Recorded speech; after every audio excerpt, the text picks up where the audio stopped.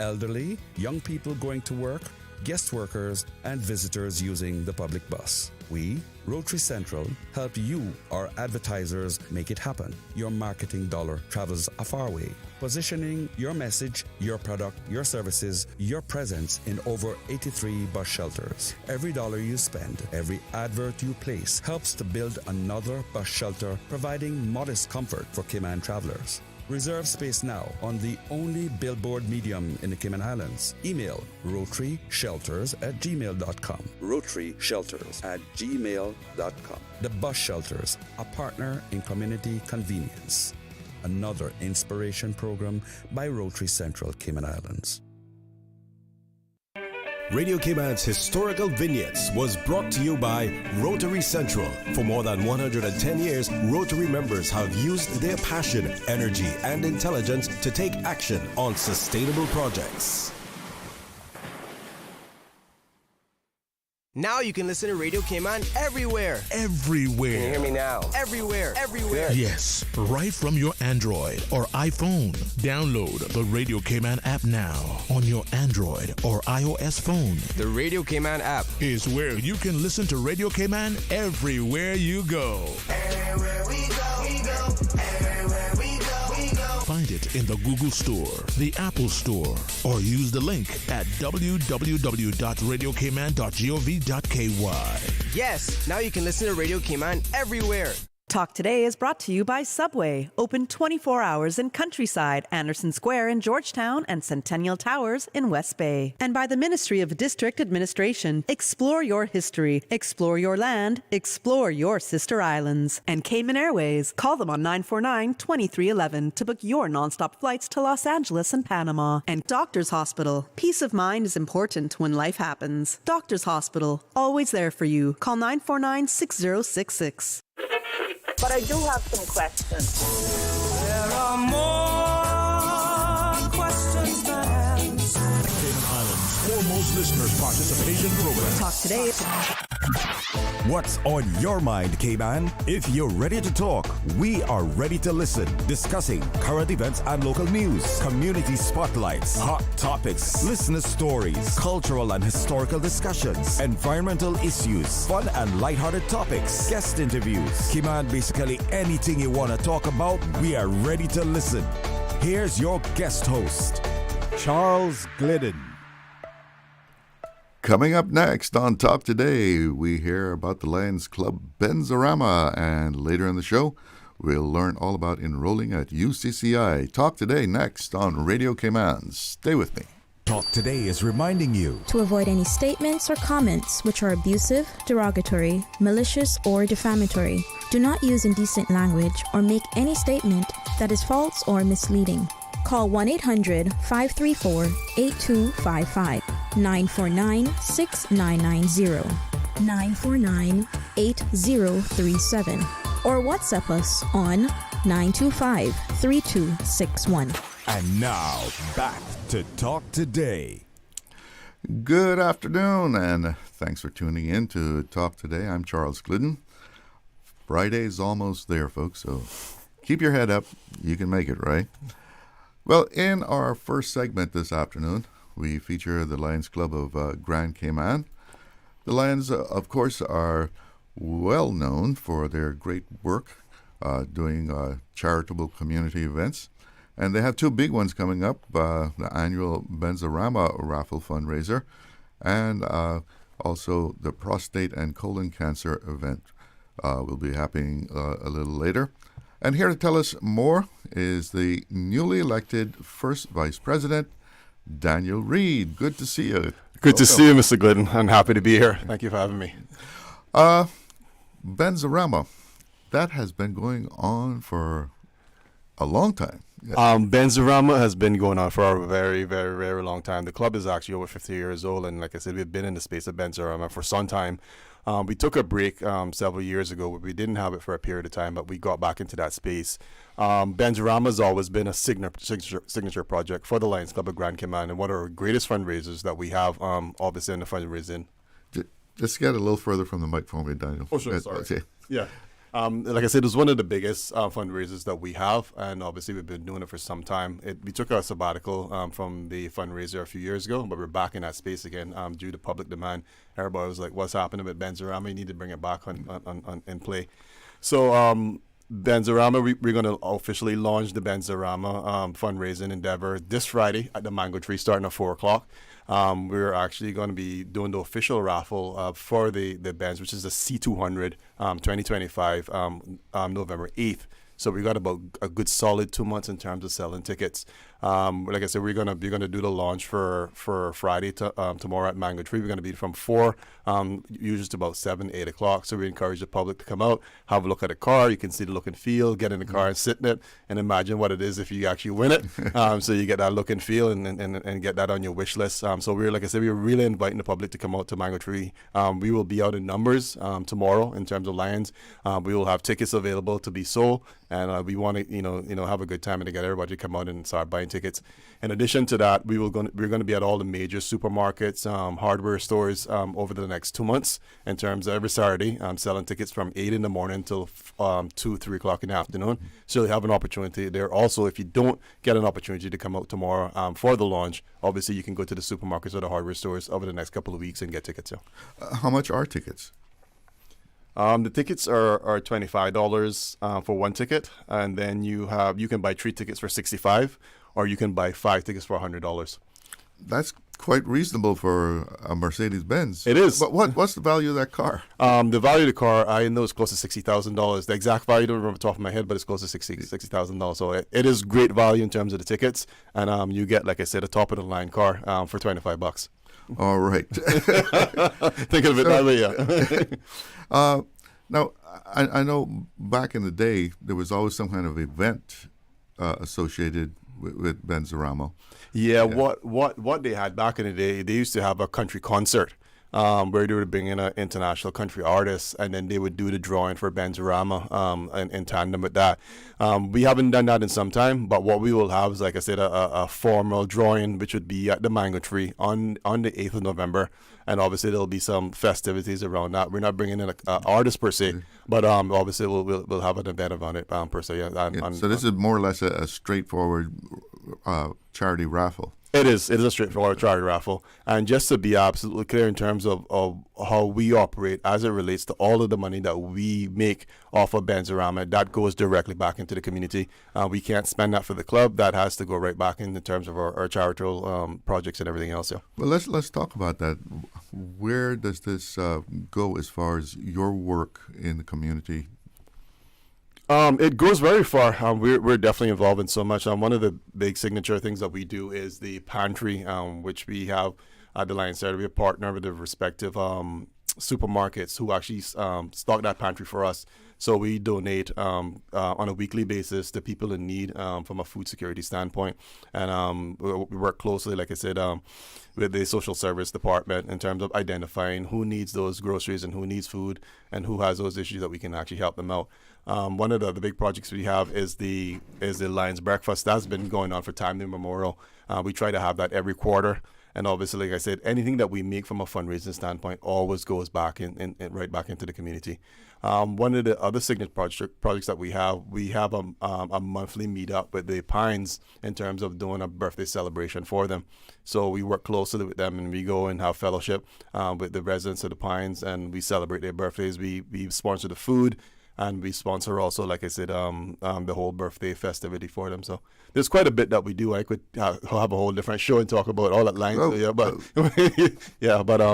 those are some of the signature projects we do. One of the other things that we also do, we've scaled down a bit. Back in the past, it was to the point that from a housing standpoint, Lions were actually building homes for people. We had a real strong membership who were in the construction industry. So back in the late 80s, whatever, we would go if somebody had an issue in terms of wanted a house repaired or wanted a house built, we would do that for them if they were in need. We do minor repairs now to homes. Like if you have a situation where there's a leaky roof or a damaged roof, or there's a person who's in a wheelchair that needs a wheelchair ramp, we'll actually go and build that for them. So those kind of projects we still do, yeah. Okay, well, we'll continue with that, but we've got to take a little break here, and we'll be right back with more from the Lions Club of Grand Cayman. Sounds good. Stay cyber secure with Cayman National. Here are a few tips that will benefit you.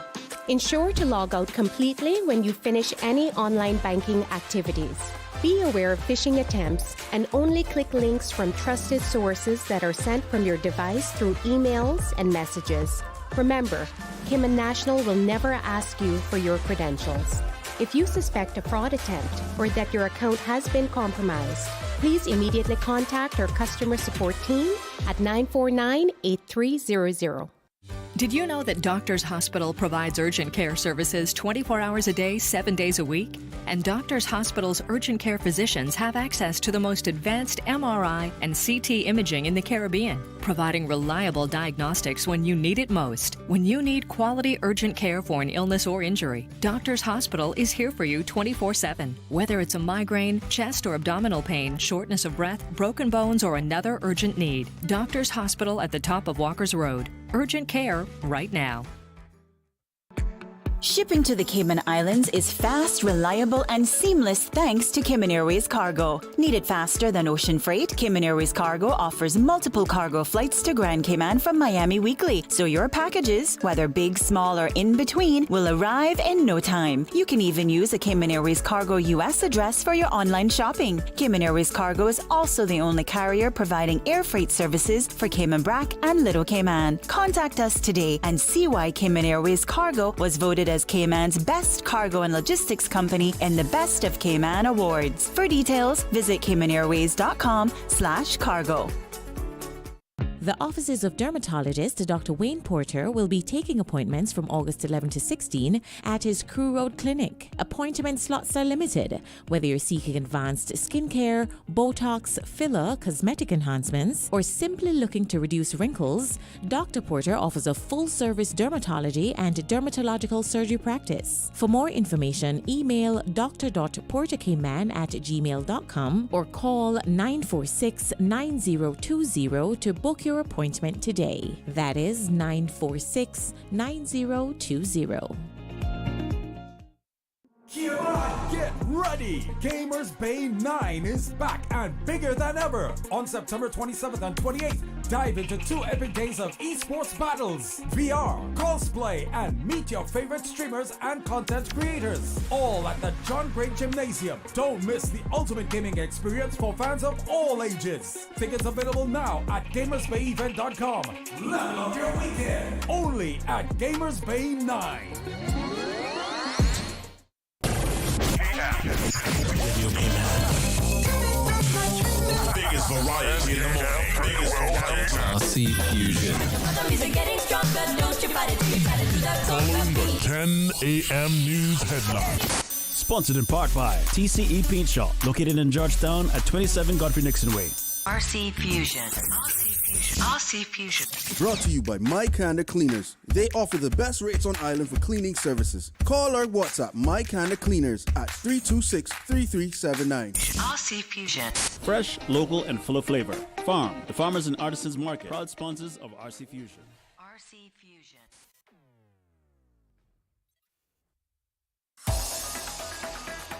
Radio Cayman's Talk Today.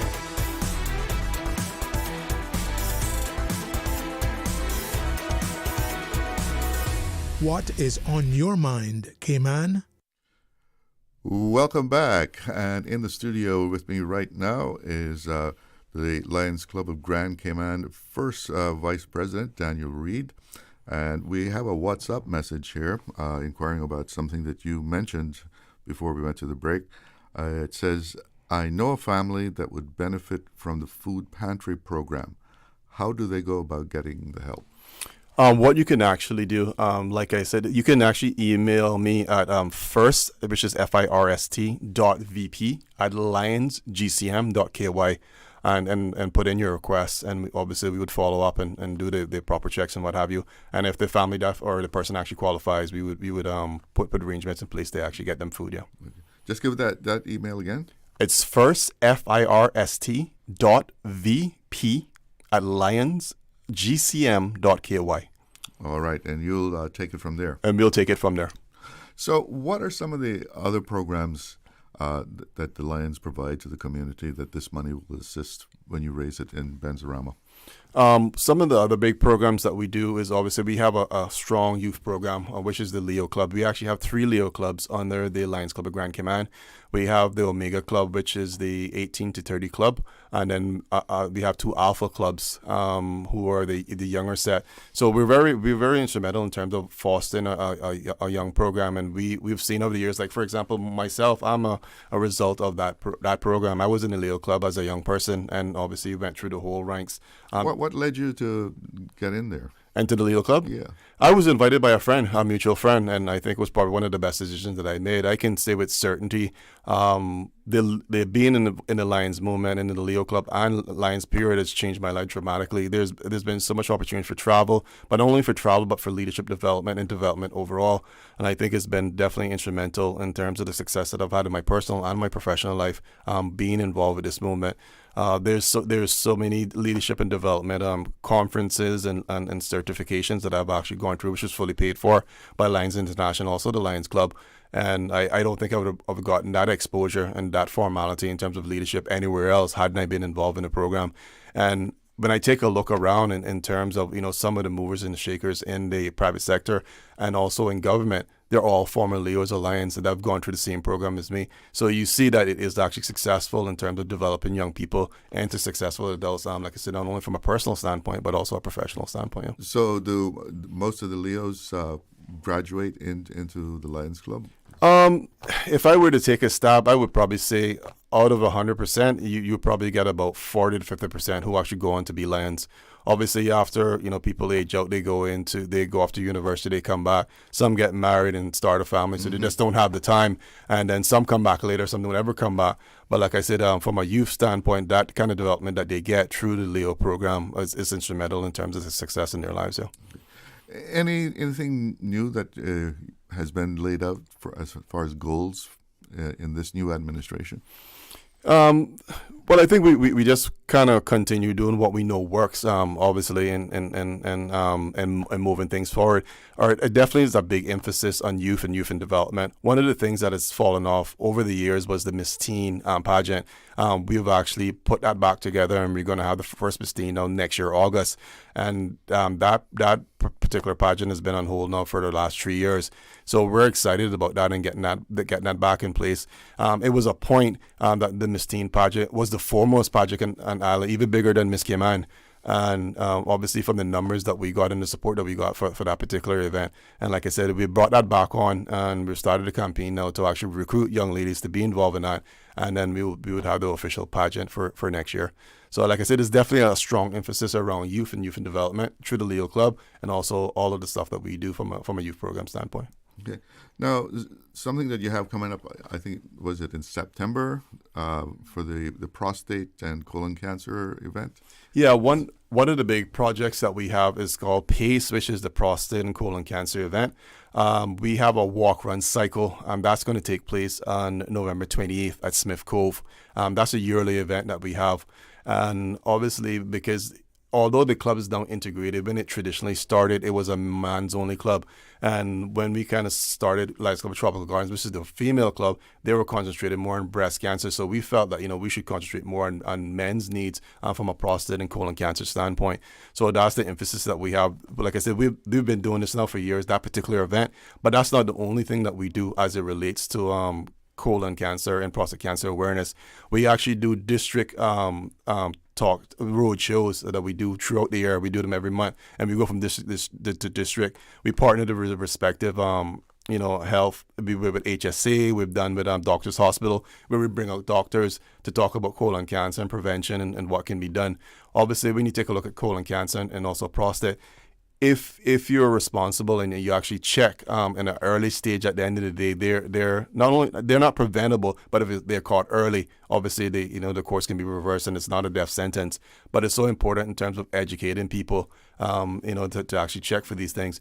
Do you find that there are a lot of men, a lot of people that need this education, that they really don't know about it? Oh, absolutely. And what we have found is that we've caught so many cases of prostate cancer in the early stages by just doing the PSA test. And we've had people who've come on and said, well, look, we don't have proper insurance, and obviously you guys are doing this, you're paying for the test and it's free. They take the test and find out, they're in early stages, and obviously they kind of figure out what they do from there in terms of getting themselves sorted out. But is this a thing with men is the big problem? We have a stigma in terms of taking care of ourselves, to go into the doctor and getting checked out.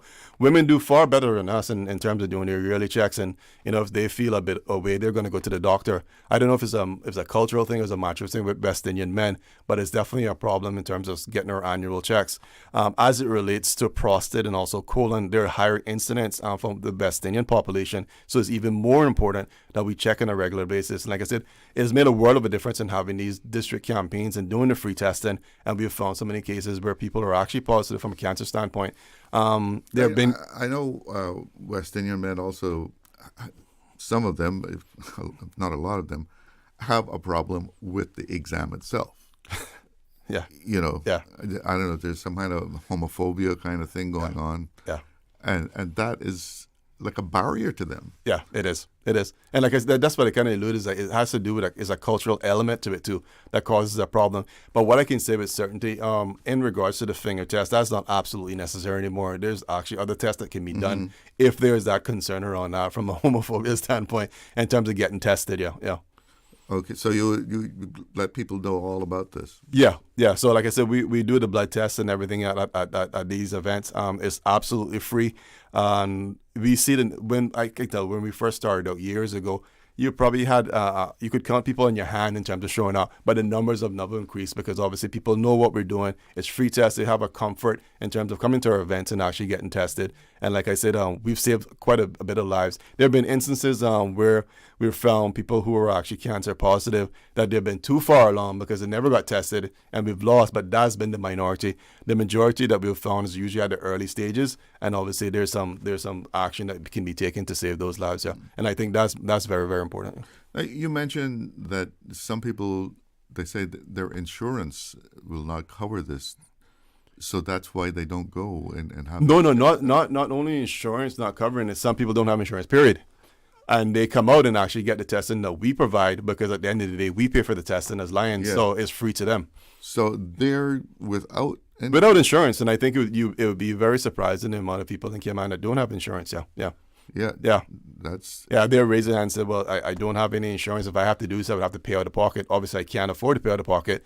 So I heard about you guys were having this event. I'm getting up in age. I have concerns about my health. These are usually elderly people. Usually elderly people, yeah. I mean, I would have thought that they would have been able to get something through Cynico or something like that. No.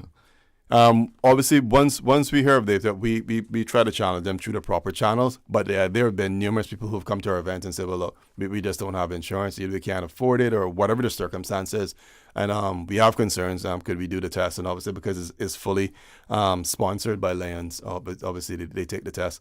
And like I said, we have found people in early stages. We were able to help them by referring them through the proper channels, through government and HSA and everything, and getting them sorted. But unfortunately, we've found a minor amount who have been too far along, and we've lost those individuals. Yeah, that's very unfortunate. It is. All right, we're going to take another break here, and we'll be right back with more Lions Club of Grand Cayman. Shipping to the Cayman Islands is fast, reliable, and seamless thanks to Cayman Airways Cargo. Need it faster than ocean freight? Cayman Airways Cargo offers multiple cargo flights to Grand Cayman from Miami weekly, so your packages, whether big, small, or in between, will arrive in no time. You can even use a Cayman Airways Cargo US address for your online shopping. Cayman Airways Cargo is also the only carrier providing air freight services for Cayman Brac and Little Cayman. Contact us today and see why Cayman Airways Cargo was voted as Cayman's best cargo and logistics company in the Best of Cayman Awards. For details, visit caymanairways.com/cargo. Accidents and illnesses can strike without warning. Ouch! When it comes to urgent care, every second counts. At Doctors Hospital, we have a dedicated team of experienced doctors and nursing staff available to you 24 hours a day, 7 days a week. Don't waste time in an overcrowded emergency room when you need urgent care. Whether it's a broken bone, a severe infection, or a sudden illness, trust in Doctors Hospital's unwavering dedication to providing the best immediate care. For complete urgent care when you need it the most, choose Doctors Hospital, located in Georgetown, 16 Middle Road. Stay cyber secure with Cayman National. Here are a few tips that will benefit you. Ensure to log out completely when you finish any online banking activities. Be aware of phishing attempts and only click links from trusted sources that are sent from your device through emails and messages. Remember, Cayman National will never ask you for your credentials. If you suspect a fraud attempt or that your account has been compromised, please immediately contact our customer support team at 949-8300. Wouldn't it have been grand if you had purchased land 30 years ago? It may not be 2020, but a perfect vision has never been more clear. Cayman Brac and Little Cayman, poised for growth with an eye on the future. Your land, your history, your future. Discover all that our sister islands have to offer. Are you a Caymanian job seeker? Work urges Caymanians to use the Work Jobs portal, the only platform that allows Work to verify that Caymanians are being considered first, as the law requires. You can browse job listings across a wide range of sectors and apply directly from the portal. Register today by visiting work.ky. That's worc.ky, or email customer care at worc@gov.ky for assistance. Don't miss your chance. Your career opportunity could just be a few clicks away. Radio Cayman's Talk Today.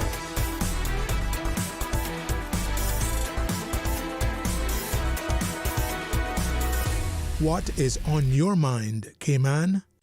Welcome back, and I'm talking to the first vice president of the Lions Club of Grand Cayman, Daniel Reid.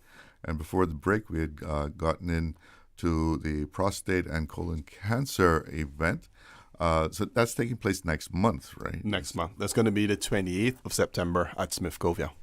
So what will happen at Smith Cove? What is going to happen? Smith Bacadere. Smith Bacadere, yeah. What is going to happen is that it's one of the big fitness calendar events on the calendar for the year. The difference that we have, most organizations and charities, when they have that such event, is just a walk, a run, but we have an element of a cycle in there. So I think that's the only event in Ireland that has a cycling involved. So it's the pace, walk, run cycle. That's going to take place at Smith Bacadere on the 28th. We usually get a really good turnout, so we get over 200 participants every year, and like I said, it's for a good cause. The registration fee is only $25. What is absolutely important that all the money that is actually raised for that event is donated back into charity, or we use the funds actually to do our community stuff for the PACE. When it comes to PACE, like I said, we have educational nights. We do that every month in the respective districts, where we partner with various health, not associations, but doctors' hospitals like Doctors Hospital, HSA, where we bring those doctors out to talk about colon cancer and also to talk about prostate. So that's where that money goes. Like I said, everything that we make from a fundraising from any of our events always goes right back into the public, and we don't use it for any of the administration of the club or anything to that such.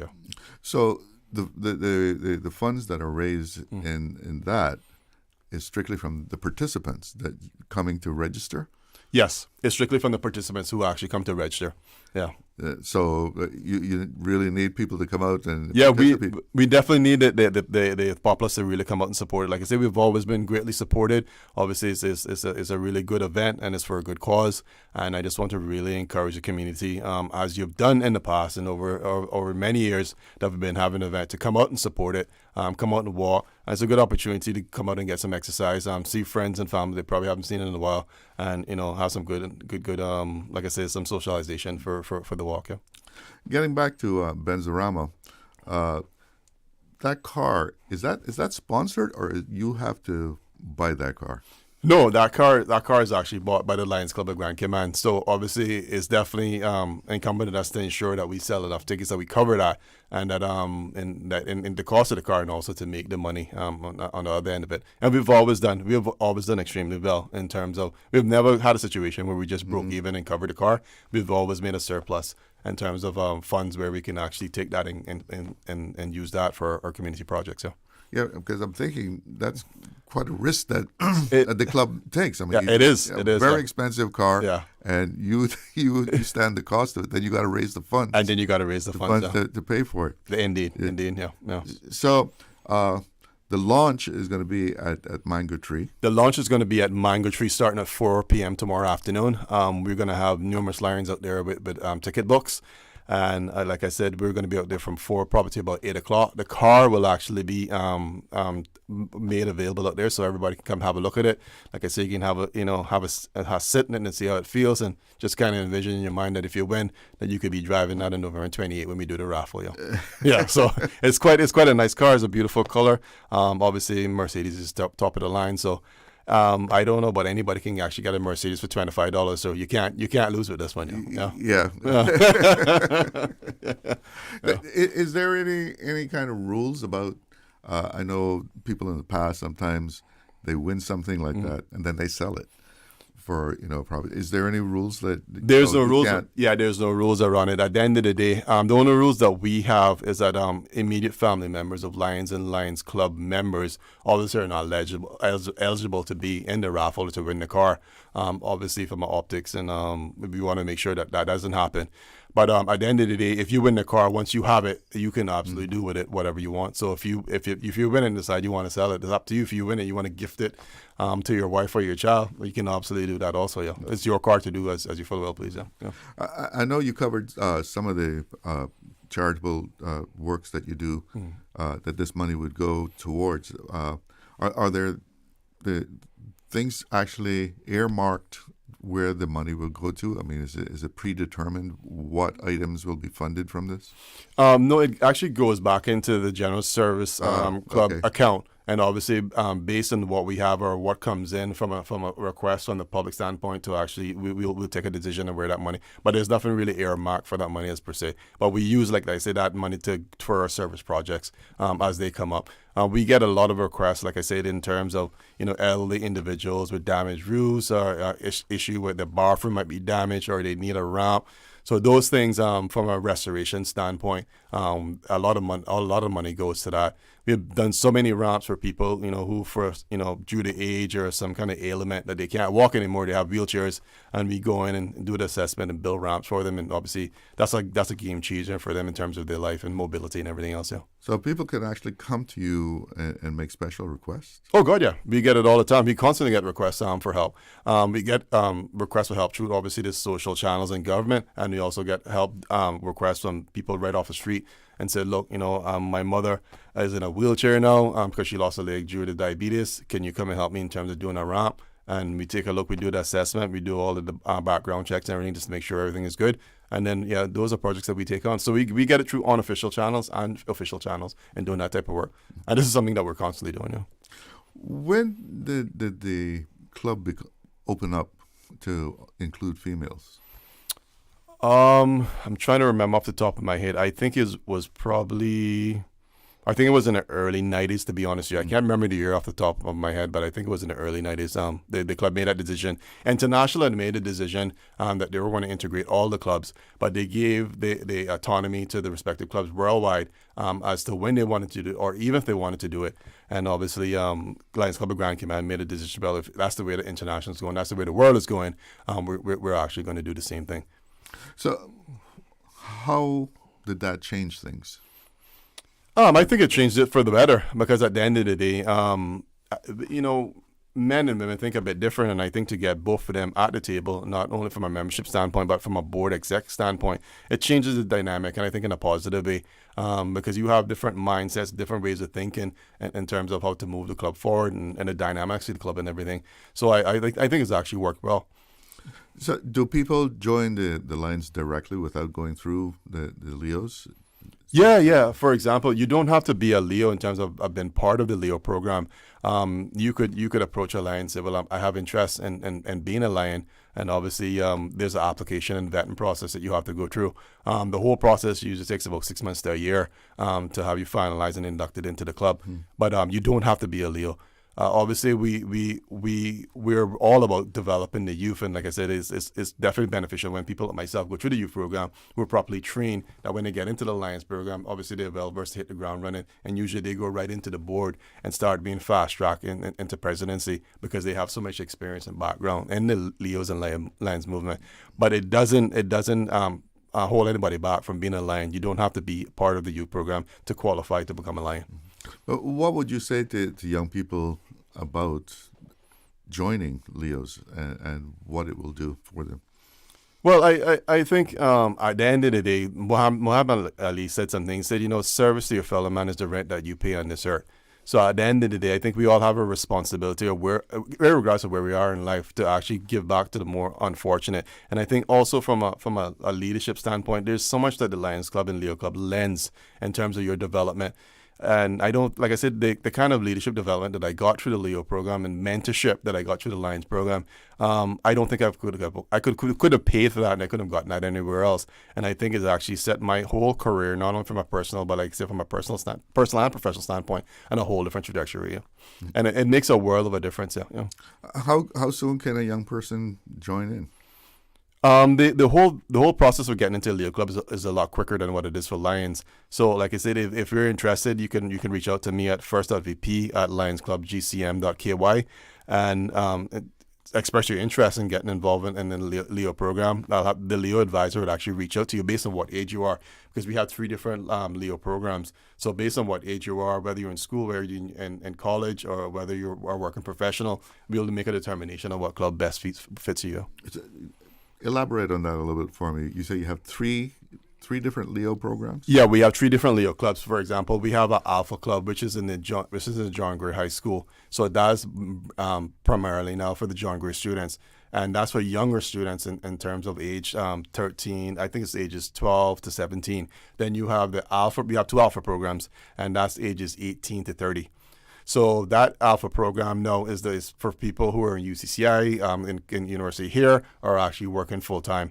And then we have another program which is called a cyber program, because young people are all about technology. So that particular club, the cyber club, they only primarily meet online. They don't meet in person.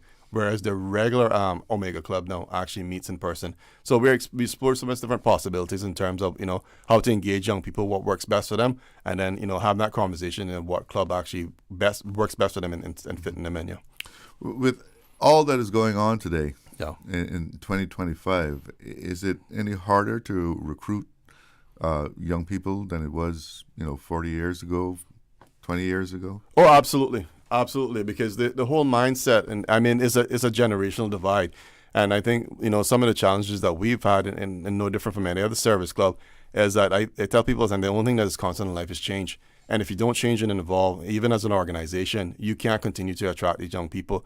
They operate differently. Like, for example, when you take a look at the older generation from a Lions standpoint, it's all about traditional meetings and several meetings a week and so on and so forth. These young people, they don't want to meet in person. It's all about electronic stuff. They want to collaborate using Teams and Zoom and so on and so forth. If the older people were having a meeting, we could have a meeting 3 or 4 from a board standpoint. The young people will give you 15, 20 minutes. They're done what they had to do and they're about their business. So that mindset has just changed, and I think that's why it's very important that we continue developing individuals coming in. So we have that generation after generation that continues to know what the generation after them is actually all about, to continue to put programs in place that we can keep them engaged. Okay, so Benzorama kicks off tomorrow. Yes. Tomorrow at the Mango Tree at 4 p.m. And so you'll be having tickets on sale there. We'll be having tickets on sale, but if you absolutely can't make it, we're going to be at all of the major supermarkets and hardware stores every Saturday to November 8th when we do the formal raffle. Do the formal raffle for the car. And in case they didn't catch it before, let them have the prices again. The prices are 1 ticket is $25, 3 tickets is $65, and 5 tickets is actually $100. All right. A good price for a great Mercedes-Benz. Yes, it is. Yeah. And then PACE, the prostate and colon cancer event, will take place later in September. Yeah, the PACE event, which is the prostate and colon cancer walk, run cycle, that's going to take place on September 28th at Smith back there. Can people start signing up for that already? Or? Yes, they can start signing up for it. If you go to the Lions social media page on Facebook and also on IG, which is Roar Lions, you can sign up there. There's actually a QR code that you can actually scan, carries you directly to the registration page. You can register. All right, folks. Well, there you have it. You can support the Lions Club of Grand Cayman's events. And Daniel Reid, first Vice President of the Lions Club of Grand Cayman, thank you so much for joining me in the studio this afternoon. Thank you, Mr. Glidden, for having me. Appreciate it. It's 1 o'clock. That means it's time for news headlines. Since 1976. Covering Grand Cayman, no Cayman, Cayman right.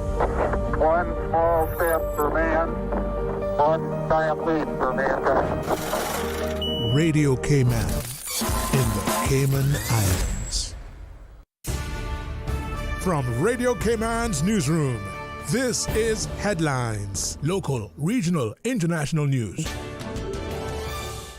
The Headline News is brought to you by Kirk Market and Health Services Authority. I'm April Cummings with your headlines. The Cayman Islands is recognized as a global leader in the captive insurance industry, winning Cell Captive Domicile of the Year and earning highly commended in the category of Captive Domicile of the Year, more than $5 billion GWP at the prestigious Captive Review U.S. Awards 2025. The awards celebrate excellence and innovation in the U.S. captive insurance market, recognizing jurisdictions, managers, and service providers that have demonstrated outstanding performance over the past year. In international headlines, European leaders have praised President Donald Trump for agreeing to allow U.S. military support for a force they are mustering to police any future peace in Ukraine. It's a move that vastly improves the chances of success for an operation that could prove essential for the country's security. The leaders said Mr. Trump offered American military backup for the European Reassurance Force during a call they held with him ahead of his planned summit with Russian President Vladimir Putin on Friday. They did not say what the assistance might involve, and Trump himself has not publicly confirmed any support. 4 Vincentian historians who are commissioned by their government to write the history of the country have presented the manuscript of the first volume, which documents the country's history through 1838, the end of slavery. Adrian Fraser, Michael Denny, Arnold Thomas, and Cleve Scott presented the document to Prime Minister Ralph Gonsalves earlier this week. The government says the manuscript will be published and available to the public by October 27th, the country's 46th anniversary of independence from Britain. Those are your headlines. I'm April Cummings. Radio Cayman. More news available at www.radiocayman.gov.ky. Check out our social media pages: Facebook, YouTube, X, formerly Twitter. Radio Cayman Headline News.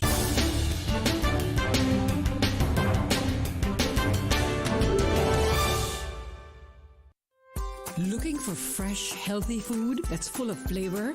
Then you've got to visit Kirk Market. Our dishes are made with fresh, high-quality ingredients. Enjoy vibrant mixed greens or satisfying pasta salads. Or try one of our delicious grill options like blackened chicken, spicy beef steak, or grilled salmon. Looking for something light and flavorful? We've got sushi rolls and poke bowls prepared daily. And don't forget to explore a hot bar or Billy Fresh salad at the salad bar. Stop by Kirk Market today for breakfast, lunch, or dinner and taste the difference. Eat well, live well with Kirk Market.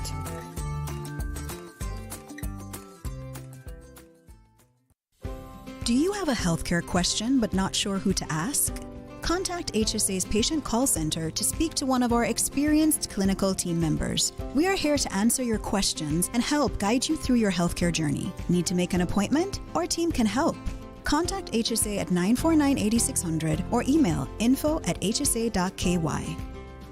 At HSA, we are committed to caring for you. Radio Cayman is pleased to feature this special Sister Islands historical vignette brought to you by the Ministry of District Administration and Lands. Explore your history, explore your land, explore your Sister Islands. Hinton Roxroy Connolly was born in Creek, Cayman on 9th of September 1937. Fondly known as Big H to his family and friends, both a sailor and electrical technician with 5 years at sea and 29 years with cable and wireless, in January 1960, Big H married Cicely Dilbert of Creek, Cayman and had 5 sons. In October 1976, he was united in his second marriage to Francine Porter of Spot Bay, Cayman and they had 1 daughter. Big H was a part of the band Eddie and the Beach Boys, and in August 1977 traveled to New York, where he recorded and published his album, A Quick Drink by the Pool Bar. Big H could always be found at the Hilton, his backyard kitchen, which he built in the late 80s to house in yams and cassava he cultivated on the bluff, later converting it into an outdoor kitchen which was named the Las Vegas Hilton. Big H spent the majority of his time at the Hilton, and you would find him playing his guitar and singing his heart out while sipping on his 345 beers. He was known for having many cook-ups with his famous beef and pork. on the evening of Wednesday, 18th September 2019. 9 days after celebrating his 82nd birthday, Hinton passed away peacefully at the Health City Hospital in East End, Grand Cayman. He was the proud father of 6 children, along with 17 grandchildren and 11 great-grandchildren.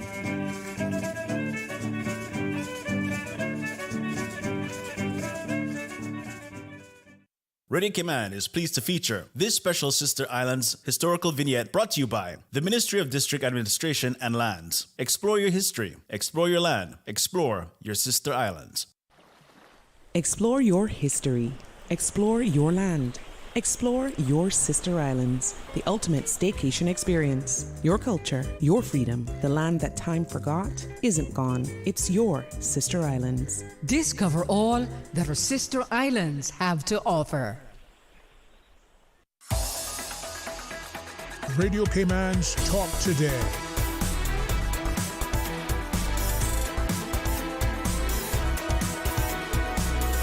What is on your mind, Cayman?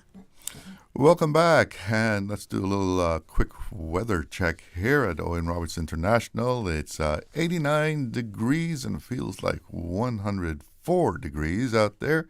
The wind's out of the east-northeast at 79 knots. We're in trouble. 7.9 knots. And the forecast is calling for afternoon showers, and in the evening more showers, and tonight thunder showers. So you can stand by for that. And checking in with the National Hurricane Center in Miami, tropical storm Erin still proceeding westward and strengthening, expected to become a hurricane tomorrow. No threat to us. It'll stay out there in the Atlantic. And there's also some area of disturbed weather in the Gulf. I'll just say Gulf. Is it the Gulf of America or is it the Gulf of Mexico? I haven't got the official word yet, so we'll just call it the Gulf.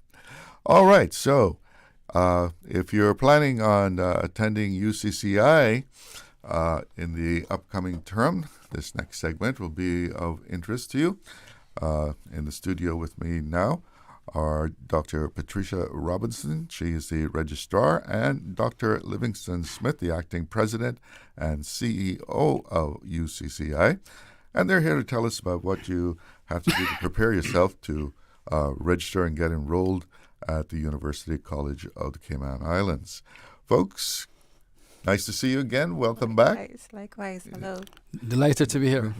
So, registration, that things are actually now open for the next term? Yes, registration has been open for quite some time now, for the past couple of weeks. We're narrowing it down. We're getting down to that crucial time right now. So for our returning students, starting next week, Monday, the 18th to the 22nd that week would be their time for advising, last-minute registrations to get them settled into their courses. And the last week of the month, August 25th through the 29th, would be for our new students who have never attended UCCI. This is their time to get admitted, supply all documentations, complete their applications if they have not, and then also get registered for classes. So we're in the crunch time to get the semester started on September 1st. So new students, I guess they're the most critical as far as getting in there and getting started. Yes. Anything special that they have to do? Well, there's an application, our application for admissions on our website. They complete the application, submit whatever documentations are needed. We have it outlined for them what the requirements are, what type of exam scores we need, documentation that's needed as well. They complete all of that. They can upload it online as well, so we can process it and get it ready for them to be ready to get into the university the last week of the month of August. So they can do all of that stuff, and then we do the back end part of getting them processed. If we have any questions, we'll reach out to them if we need further documentations or what have you. But it's crucial to get that in now. Tomorrow, August 15th, is the deadline for new applications. And what about the student who may not be sure what they want to do? As I'm sure a lot of young people are there. Like, what do I really want to do? Well, we have many different pathways, and our enrollment advisors are there to have those conversations with them to try to get a gauge of what their interests are, what they enjoy doing, and then we can guide them into a program that may be what they may be interested in for a career long term. But we definitely have that conversation, but it starts with the application. And they can also email us to see if we can assist them that way as well. Can they, a new student just coming from high school, can they sort of explore things before they commit to a major, or they have to pick some kind of major right away? We ask them to pick a major or an area. They can always change it, but we try to keep them in a streamlined, a pathway that's on the right where they want to go. But by all means, they can always do a change of major if they realize, listen, engineering is not for me. I want to do computer science instead, or I want to do business instead. We can always change it. When you do change your majors, it does create a longer process for you because you may have to take some courses you didn't take previously. But we talk you through that, and we advise you. Our academic advisors are also available to help you with those choices in case you want to understand. Most of the students coming out of high school, they're coming from SciFac more than likely. So they may have an idea where they want to go already. And then our dual enrollment students also coming after year 11. So the year 12 students are also there, and they have a particular program that they have to follow as well. Dr. Smith, this is a milestone year, I guess you might call it, for UCCI. Yes. I imagine you're looking forward to launching off on this new term. Yes, we are. In fact, we're celebrating 50 years. We started in 1975, and we had our largest graduation July 1. And I'm excited to say that the students who have graduated, some have continued with us. Many have gone on to do their bachelor's degrees, master's degrees in the US, UK, Canada, Caribbean schools. We don't know of any students who will graduate having difficulty getting into school that they want to go into, whether it be Manchester University or University of London, wherever they want in the States and Canada. So you're widely accepted. Precisely, and that's the point we want to emphasize, that UCCI has come a long way. We have evolved tremendously. We are accredited institutionally, accredited programmatically, and so the evolution has taken place, and we're not content. We're still ensuring that we up the ante in all we do. But the celebrations, of course, continue. We have coming up, a church service will be on September 14, and I want to invite persons to that. We're going to be sending out invites across the society to come and just help us celebrate in a spiritual way also the 50 years we have enjoyed. There's a conference coming up September 24 to 26. It's the annual conference of the Caribbean Sociological Association. It will be at UCCI, and persons we have sent out call for abstracts. The deadline's coming up. We have over 50 persons coming from overseas to do papers covering a range of topics in that area, and it will be exciting. I want to come back and talk about that just by itself, but that's also part of our celebration. We have a distinguished lecture in November, and that's going to be quite interesting. Also, we have honors convocation, October 23rd, a huge gala we're planning next year, and that gala will also involve the publication of a yearbook that pretty much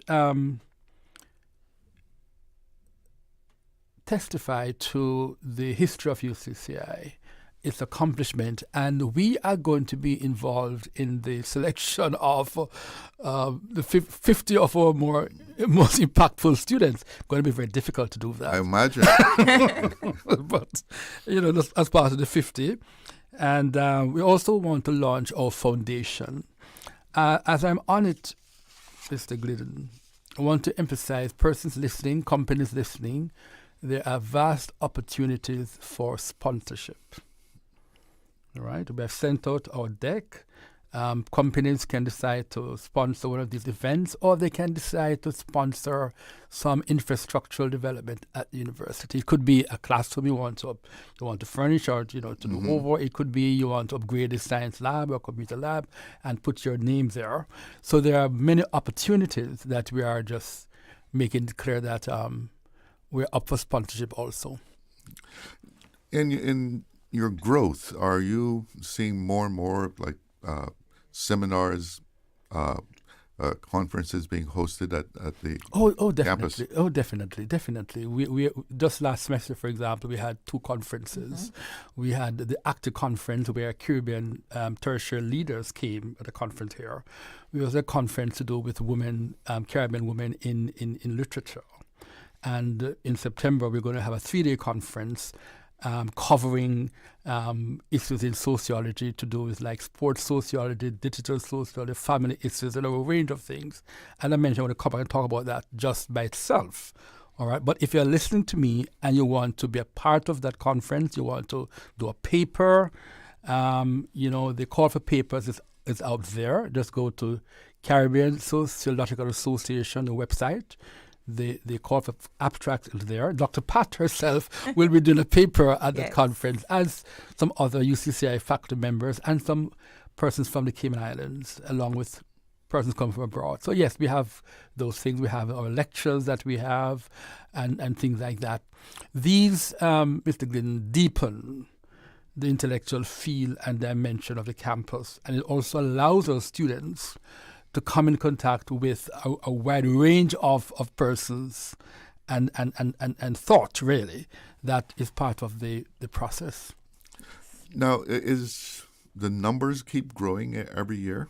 We have been seeing increase in our enrollment, and we're hoping to surpass last fall's enrollment. Last fall, we had close to almost 1,400 students on campus registered, and we're hoping to surpass that. So we're asking all of our students, past students who want to come back, now there's a chance to do that, and we're welcoming our new students as well to get us past that number, hopefully. So young people are really seeing the benefit of the school? Yes.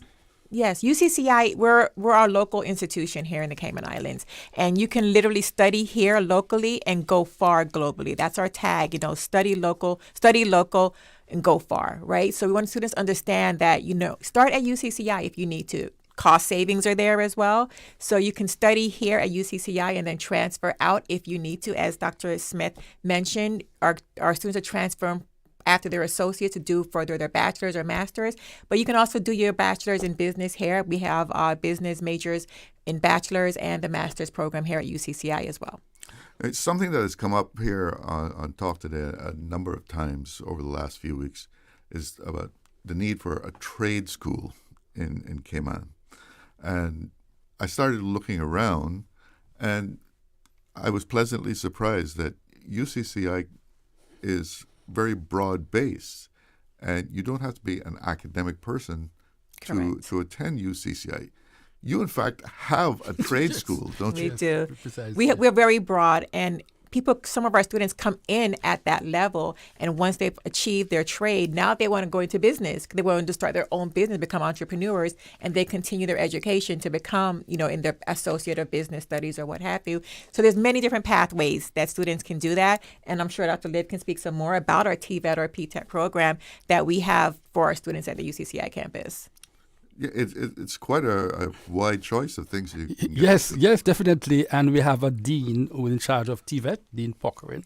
And if he comes back here to give the details, we have our training in electrical, in plumbing, in things like those. We have all of those there. We have different areas which are tied to global certificates also. Mm-hmm. All right. But I want to challenge you, if you want to just talk about TVET alone, we could bring back Dean Pockering and to go into the details of that. But we have quite a wide outlay there for students to do. A while ago you mentioned about a student who may come in not sure about what they want to do. I've had that experience as a teacher. I used to say as a professor. I've had students who have come in to do engineering. And then they do a class in social science. I like this, and they switch and become a lawyer.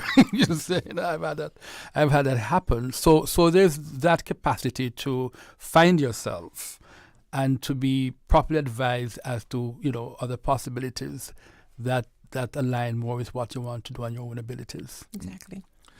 Are there any prerequisites that a person must have to enter the university? As a new student, yes, we do have some CXC exams or external examination scores that we have to have. We also, if they don't have CXC exams, we do have our placement exam. And as tomorrow being the last day for applications, you can start your application. And if you need to take our placement exam, we have just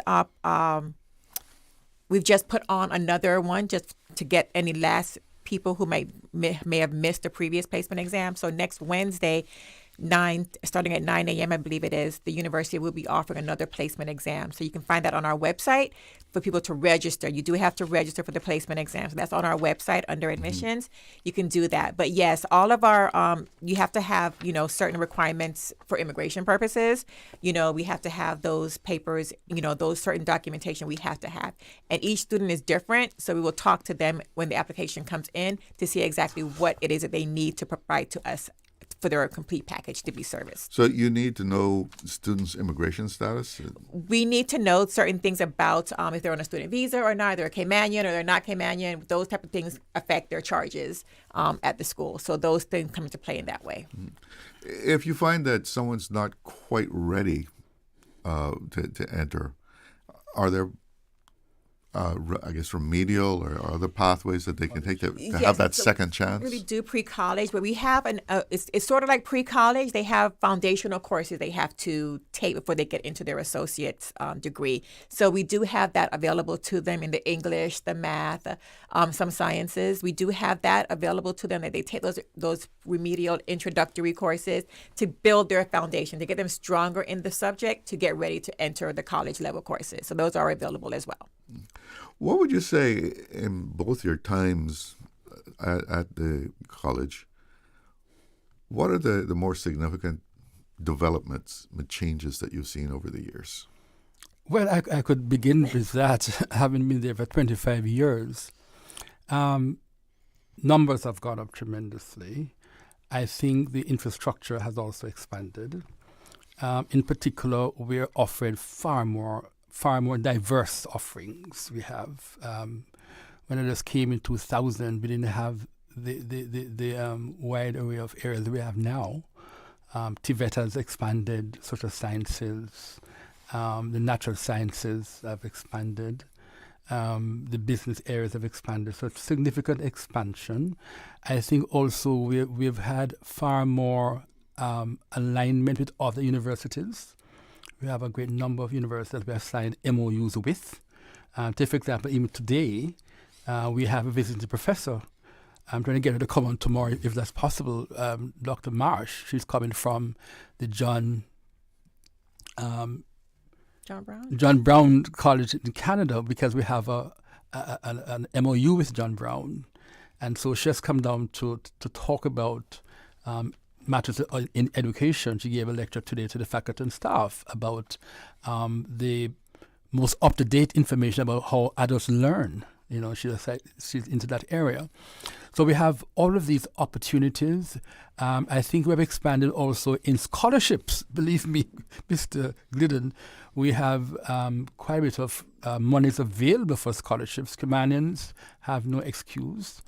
We have funds to get them through if that's a challenge. Mm-hmm. All right. Are those government scholarships or private scholarships? Private scholarships that come to us. Government scholarship is always there, but sometimes a student might fall below the required GPA and needs help to continue as they get back to that. We have those resources, definitely.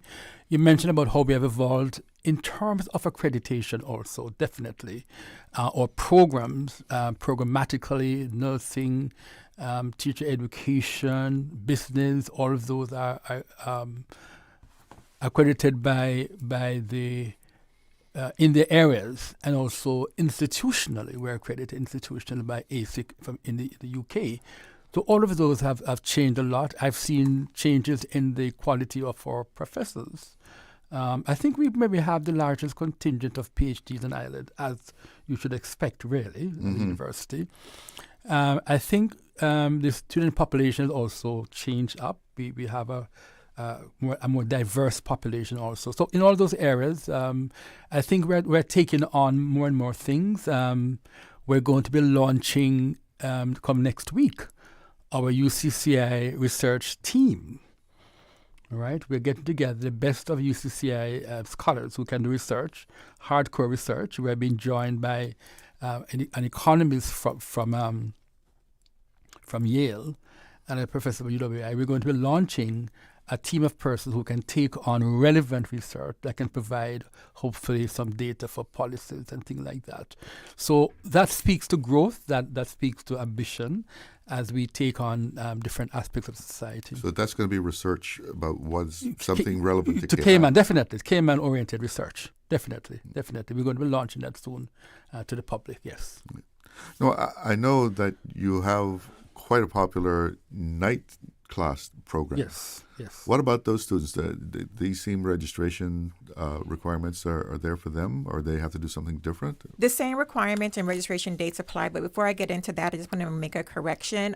Dr. Marsh's university is George Brown College. George Brown College, just to correct that. Yes. As for our evening classes, yes, we do have working students. They have to come in the evening time, and so we do offer the same registration process for them as well. We do have extended hours in the next 2 weeks, starting on Monday, to accommodate those who are working. So on Monday, Wednesday, and Fridays, we'll be there till 6, and then on Tuesday and Thursdays, we're there until 7 p.m. To service just those very students who are working throughout the daytime. Our programs in the evening time are adaptable, so it makes people be able to, who have the desire to continue their education, to fit it into their schedule to be able to do so. And our time is going so fast. I need to mention, Mr. Glidden, that we have the Workforce Readiness Center. It's a unique what is program that? at UCCI. It's really our effort to give, to offer short courses. 7-week, 8-week courses at UCCI. Just last Thursday, for example, we graduated persons who had done hedge funds, anti-money laundering, communication studies. We're going to be giving certificates to 14 students who spent some 14 or so weeks doing elderly care. That's a demand we have here. They not just did the theory, but they're also out there did the practicum. All right? Persons who have done CompTIA, A+, and so on. And I want to announce that we're going to be having a new set of short courses. These courses go on for 7-8 weeks because some persons don't have the time to do an associate degree or a bachelor's degree, but they want something relevant that can make them even more impactful in their workplaces. So this is something you can add to your resume. Precisely. For example, for this semester, we're going to offer certificates in AI, and that's some person might want to become more comfortable with artificial intelligence. We're going to be having courses in captive insurance management, cybersecurity awareness. We're back with some hedge funds.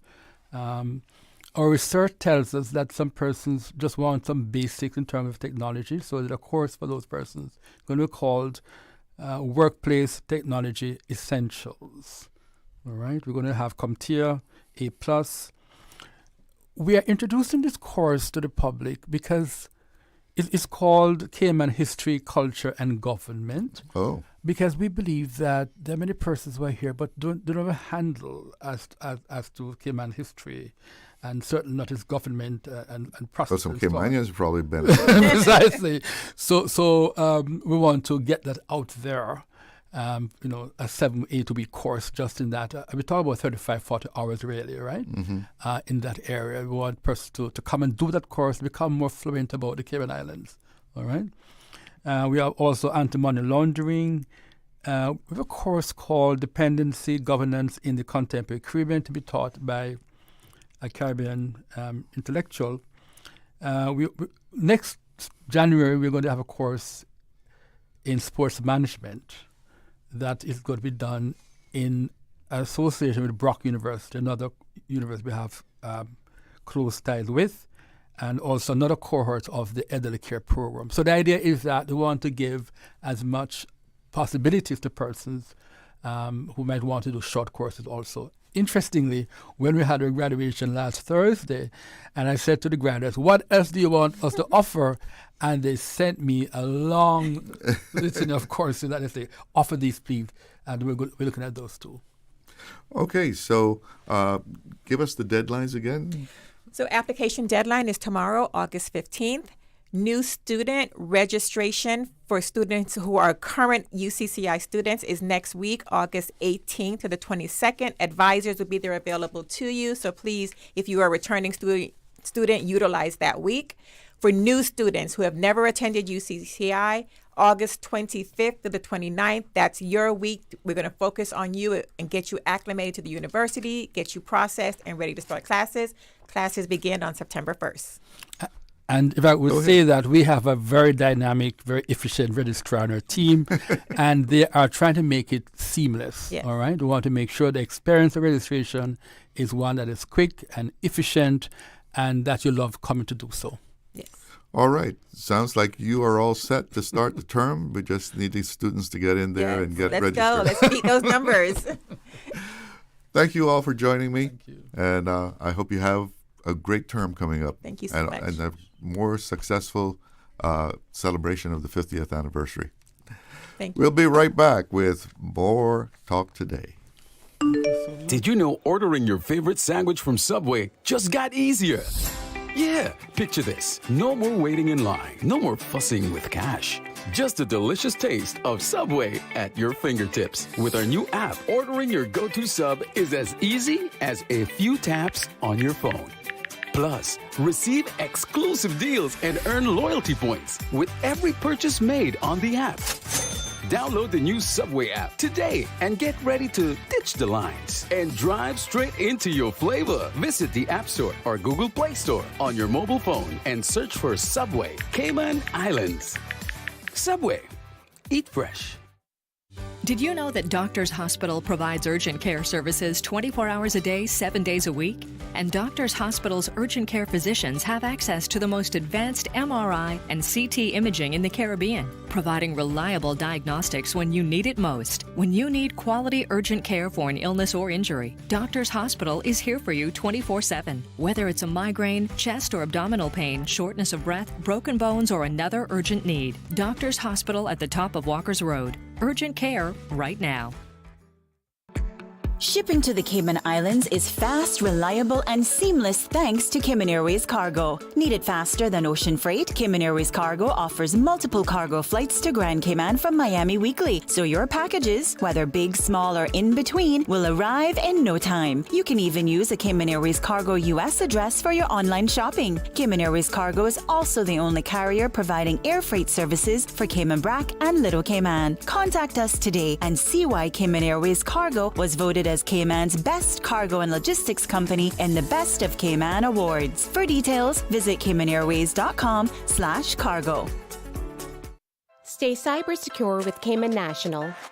Protect your computers and mobile devices with security software to defend against cyber attacks through viruses, malware, and other online threats. Be aware of unsecure Wi-Fi connections when in public. If you need to access your online banking or sensitive information on your mobile devices, try disabling the Wi-Fi and switching to data from your mobile network. If you suspect a fraud attempt, please contact our customer support team at 949-8300. Looking to transform your space? From custom homes to commercial spaces, we bring your vision to life with precision, quality, and elegance. At Mike's Builders, we make it happen. Mike's Builders turned my dream home into a reality. Their team is professional, efficient, and truly the best in the business. Good communication? Check. Cleanliness?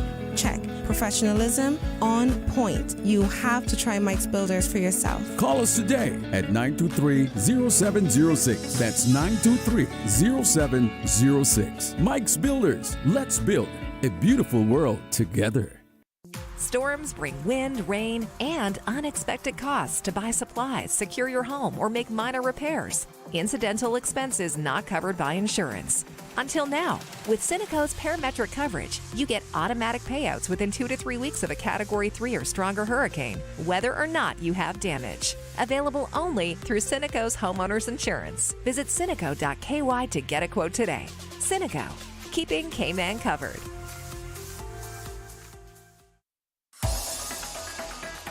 Radio Cayman's Talk Today.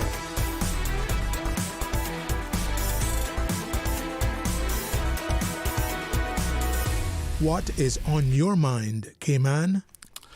Welcome back, and it's time for some open line here. All the guests are gone, so what do you want to talk about, Cayman? Pick up the phone, give me a call. You can reach me at 1-800-534-8255. That's compliments of Flow, 949-8037. 949-6990, or WhatsApp, send me a message, give me a call, 925-3261. And I think we have a caller on the line there. Good afternoon, you're on the air. Yeah, hello. Afternoon, man. Yes, how is it going? Good to be alive. Another Thursday. Yeah, man. Yeah, I was saying about the school, the trade school. Right. It's something that I will always support, and I wonder at times why we don't have a good trade school in Cayman Islands, you know? Well, were you listening with the UCCI people? Yeah. That's all good. I support that, man, because we need that. We need schools, you know? Mm-hmm. But I want to tell you a little story when I was doing the electrical with a company at Seafire Hotel. That's one of the sweetest jobs I had in Cayman Islands, man, I tell you, man. And I tell you, I worked with some electricians on that job who never went to no school to learn the trade. But they too work with good engineers, electrical engineers, and people who were qualified, and they learned the trade right on the job, you know? Yeah.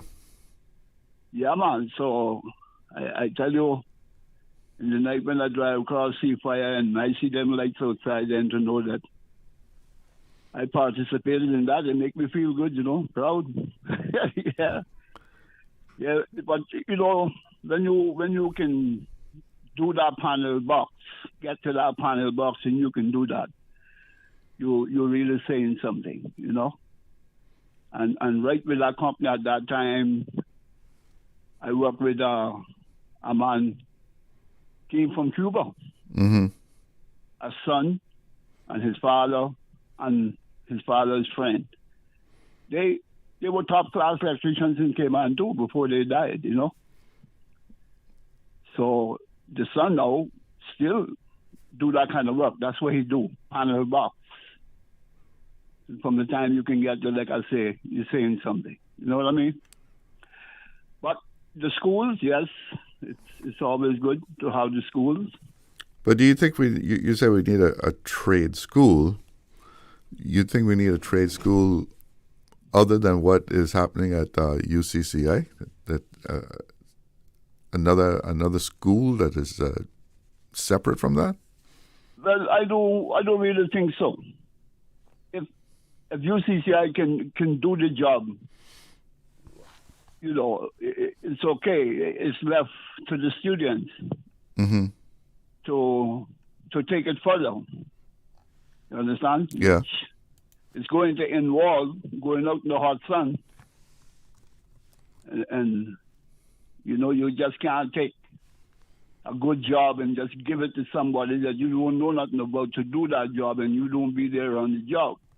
You got to do a portion of time out in the hot sun as well to see that your work is going according to plan. Mm-hmm. You understand? So I don't know how many Caymanian students who want to go out in the hot sun today, but Cayman is built on it. Of course, you got stuff like plumbing, right? That's not necessarily going to take you out into the hot sun all day. I mean, you probably will have to spend some time out there. The way I see it, Chalo, like I say, you just can't take somebody from foreign and just give them big jobs and give the plan to them. And you don't know these people. You got to be out there to oversee that work. Not all the time, but you got to go out there. Because when the inspector comes to inspect them works and things like that, and the work's not done right, and you got to rip all that up again, my boy. Well, I mean, I would be hoping that whether you give it to, you know, a foreigner or a Caymanian, that they're going to have the skill and the knowledge how to do something right, whether it's plumbing or electrical or, you know, laying blocks, whatever it is. Yeah. Yeah. Anyway, Chalo, I want to send out a special thanks to Frank Anderson for the job that he's done here for 44 years, man. Well, yes, he announced he's retiring, right? Yeah. I want to thank him. I want to thank him, man, for the service that he gave us, from immigration to deputy governor. It's coming from a West Bay to a West Bay. Yeah, man, I really appreciate it, you know. And God bless him. Working them kind of years, boy, I tell you, man, you need a rest, you know. Yeah, man, not all the boys retired, but the body is tired. Yeah, man, don't care what you're doing. 40-odd years, boy, you must feel it, man. And hopefully, the Honorable Gloria McField will be our next deputy governor. Well, we'll see.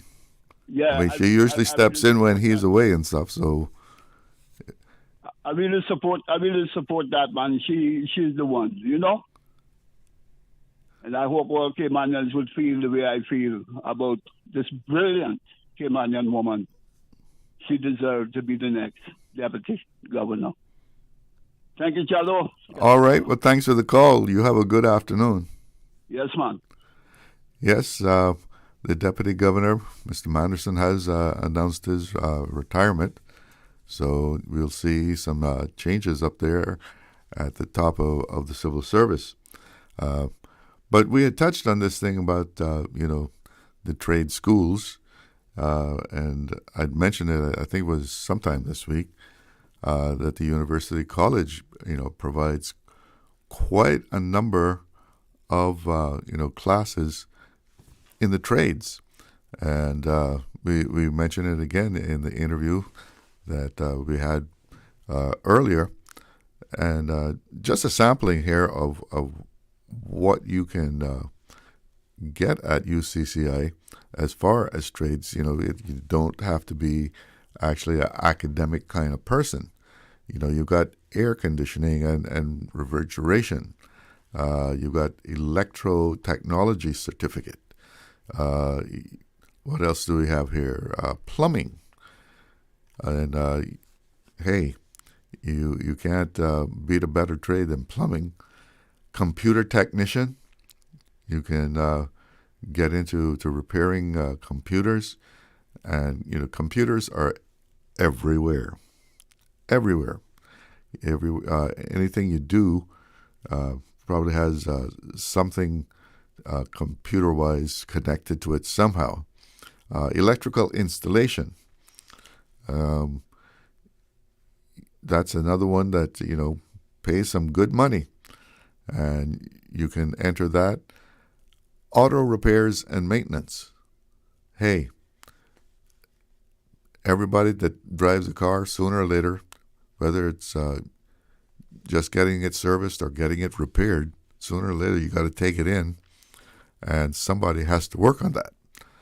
And I've often wondered, you go to places and it's very rare that you actually see a Caymanian auto mechanic when you take your car in. And I know a lot of young guys that they like cars. They like to tinker with them, work on them. They can probably repair them themselves. Why aren't more young Caymanians going into auto repair and maintenance? You can do it right there at UCCI. There's no problem and no barrier as far as, getting the tuition or being able to get to the school. There's early childhood education. Again, another level of air conditioning and refrigeration. This one I mentioned before said level 1. They have level 2. So you can get qualified as a air conditioning tech or a plumber. And, once you get that qualification, hey, the door is open. And it's there. People just need to take advantage of it. And not only at UCCI, but Public Works has a construction trades training center. They have courses that are, again, basic air conditioning and refrigeration, advanced air conditioning and refrigeration, basic electrical installation, advanced electrical installation, basic carpentry, advanced carpentry, basic masonry, advanced masonry. They've got plumbing, again, basic and advanced welding. You can become a welder. And if you want to be in management, you can get construction management, So, and that's at the Public Works Department. They have a training center. And there's even some private vocational schools around that people can get into. And maybe when we hear people saying about, we need a trade school, maybe we need to expand on it. But I don't think the school is there. The training is available at UCCI, and it's available at the Public Works. So what do you think? What do you want to talk about? What's on your mind, Cayman? Give me a call. We're going to take a break. Accidents and illnesses can strike without warning. Ouch! When it comes to urgent care, every second counts. At Doctors Hospital, we have a dedicated team of experienced doctors and nursing staff available to you 24 hours a day, 7 days a week. Don't waste time in an overcrowded emergency room when you need urgent care. Whether it's a broken bone, a severe infection, or a sudden illness, trust in Doctors Hospital's unwavering dedication to providing the best immediate care. For complete urgent care when you need it the most, choose Doctors Hospital, located in Georgetown, 16 Middle Road. Hungry? Need Subway any time of the day? Yeah. We've got you covered. Subway at Anderson Square, Centennial Towers, and Countryside Shopping Village is open 24/7, serving up fresh, delicious subs anytime you need them. And for your weekend cravings, West Shore Center is also open 24 hours on Friday nights and until 1 a.m. on Saturdays, because it's never too late for a great meal. Skip the line and order ahead with the Subway Cayman Islands app, or get your favorites delivered straight to your door with Bento and Let's Eat. Fresh, fast, and always here when you need us. Subway. Eat fresh.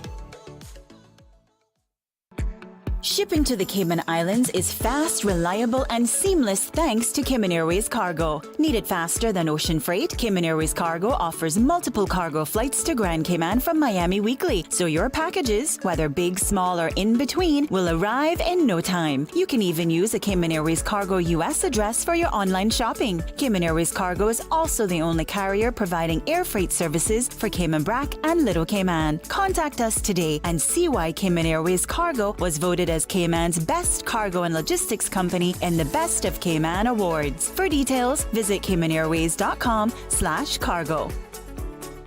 Freedom, Cayman Brac. Freedom, Little Cayman. Soft breezes, blue waters, no traffic. Unwind and rejuvenate your mind, body, and soul. Sister Island Staycations, a taste of freedom. Discover all that our sister islands have to offer. Looking to transform your space? From custom homes to commercial spaces, we bring your vision to life with precision, quality, and elegance. At Mike's Builders, we make it happen. Mike's Builders turned my dream home into a reality. Their team is professional, efficient, and truly the best in the business. Good communication? Check. Cleanliness? Check. Professionalism? On point. You have to try Mike's Builders for yourself. Call us today at 923-0706. That's 923-0706. Mike's Builders. Let's build a beautiful world together. Radio Cayman's Talk Today.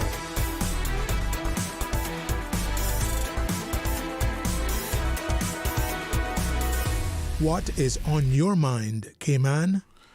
Welcome back. And we have a caller on the line. Good afternoon. You're on the air with Talk Today. Good afternoon to you, Mr. Charles. Oh, been a while. I haven't heard from you. Yes, sir. Waiting to hear what others have to say. With regards to the trade school thing, very interesting, you know, because as you quite rightly said, the UCCI, they do have many facets of trade that we heard in the trades, the electrical, the plumbing, the construction, and the mechanical, and so forth, and the computer. But basically, we have to keep in mind also the apprenticeship programs that, take for instance, the automotive mechanics. There's that gentleman there, oh Lord, I've forgotten his name now, off Sound Road there. Yeah. And his wife. You do a lot of ads for them on the radio and all that all the while. They're very well known, and they give a. Yeah, the name escapes me right now, too, but I know exactly what you're talking about. Yes, oh yes, I can see them before me right now for years, and they've been doing this quite successfully, and several young Caymanians have qualified, and they do have a recognized certification, I think. I'm pretty sure, and then you've gone on to even probably open their own little business out of it, but work with them on you know, earn a reasonably good living out of it. Well, you know, a good mechanic can make a good living. Yes, you can. It's mostly now done with shops, because you have to have the computer equipment to read the computers, and that's how you do diagnosis instead of the old way of elimination, which takes so long, because cars are now controlled a lot by the ignition part of it, timing, everything. It's an old system now with the magnetic timing on the crankshaft, so forth. That's very old, but everything is computer now. Yes, it's computerized. The controls on it you have those and you need it at a shop because it's expensive. So that's why many are not on their own anymore. We know them very well. The Caymanian mechanics, they're old, and some have gone home to glory now. And it requires mostly a shop to do these diagnostic things, and then there is one gentleman there in West Bay who does well known, so I won't say anymore. He works right at his own house. I got the name of the people who ran the apprenticeship. Superior Auto. Yeah, Superior Auto is the name of it. But the family, the couple there, the man and wife who owns it up. Mark and Denise. Yeah. The Mercado. The Mercado. I knew it was something I was thinking of, the Lesser and the Mercado. That's it. It's the Mercado. Yes, and there was one member of the family who had an electrical company too, I believe. Years ago. The thing with this, though, you have to do a certain amount of mathematics. It should be in those fields, especially electronics and electrical and plumbing, the automotive. If you're going to go deep into it, you have to know mathematics. But be that as it may, it's available. Maybe we should have a big trade. I remember Moore, he used to do an electrical thing. I don't know how much the government failed to back him up and so forth. I remember very well. Well, I didn't realize that the department, the Public Works Department, also had that apprenticeship, the construction apprenticeship. And that's been known now for several years that they've been doing that. And they go from one stage to the next, just sort of elementary and the more senior type of thing. And that they do, carpentry and stuff like that. And electrical too, I think. definitely. Yeah, the whole gamut of Yes, construction and skills. many of the companies, people can start out with a AC company and go deeper into it. Big chill water units for the huge hotels and condominiums and so forth. It's a huge requirement. Lots of people are involved in installation and maintaining of those things. That's big time. HVAC. The thing is, you have to want to do it. Yes. And if you want it, you can find out where right here in Cayman where you can learn to do stuff like that in the trades. Sure. Yeah, you have to have that desire to be, a physical person, not just a sedentary thing. That won't work in most of those fields. You have to be, a little bit physical, definitely. So what I wanted to say was this. They talked about this decriminalization of ganja or cannabis, whatever. Make it and neaten it up or whatever. Okay, so if a guy is caught with a few what they call spliffs, I think, and he's just smoking them for his own, he's not, or caught with a certain amount, it's okay. He's not going to become a criminal. I imagine that's what they mean by decriminalizing. He's not going to get it's like a criminal charge or offense. Right. It's like getting a speeding ticket. Yes, I guess it might be you get a fine. Right. Or maybe they might just say, why bother with this and waste this person's time? I don't know. The problem is, for the person to acquire that, they have to go and buy it from someone. Now, the person selling them, since it's an offense to be selling it, I think that's what it is, or something. That it's an offense, so that person has become, so to speak, a criminal. And then if you're that's the catch-22. If you're buying things from a criminal, then are you an accessory to the fact and a criminal also? This is the kind of laws that we make are so convoluted and confusing. Not personal. Or I wonder if you're just growing it yourself. That why not allow the person say you can grow 3 or 4 plants? That would be enough for just your consumption, or maybe our friend come over to visit you. That it would be enough for 2 people or whatever. You understand what I'm saying? If then there isn't that kind of criminal element to it, but it becomes confusing, and I don't know. It's no, but I see what you're saying. If in order, it might not be an offense or not a criminal offense for you to possess a certain amount. But where do you get that from? Where do you get it from? This is the point. Why not simply make it something like cigarettes or liquor, that the liquor stores or the stores that sell cigarettes, the companies can bring it in. The government makes their share of taxes on it like anything else, and a certain amount of it, just in the portions that cigarettes are portioned out and packaged and so forth. And the warning is there with cigarettes that it can kill you and so forth, but people still buy them, and all that. And you can't buy it. There's no criminal thing to buy it. And there's nothing more addictive than nicotine. Nicotine is very addictive. It's a painkiller, and that's why. That's why we know when doctors give a person a painkiller, they'll tell you that. It's addictive and, so forth. And that's why they don't want you to be so dependent on painkillers. It's just another painkiller, but a very addictive one, and it has health effects and so forth. That's the kind of confusing thing. Again, with the gambling laws, what are we trying to achieve?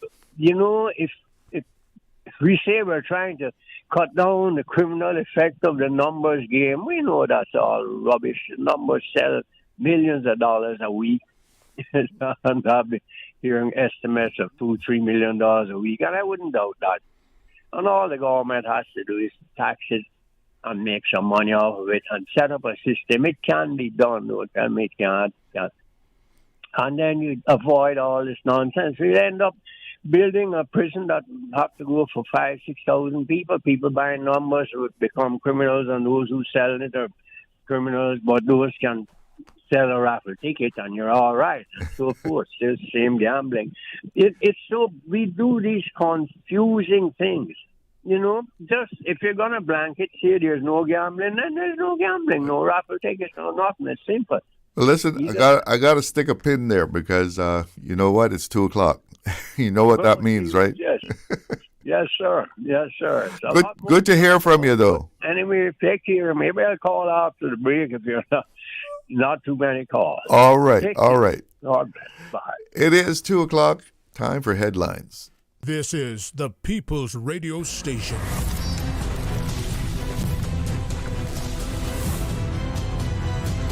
Radio Cayman in the Cayman Islands. From Radio Cayman's newsroom, this is Headlines. The headline news is brought to you by Kirk Market. I'm April Cummings with your latest headlines. A 68-year-old visitor from the U.S. is the latest water-related death in the Cayman Islands.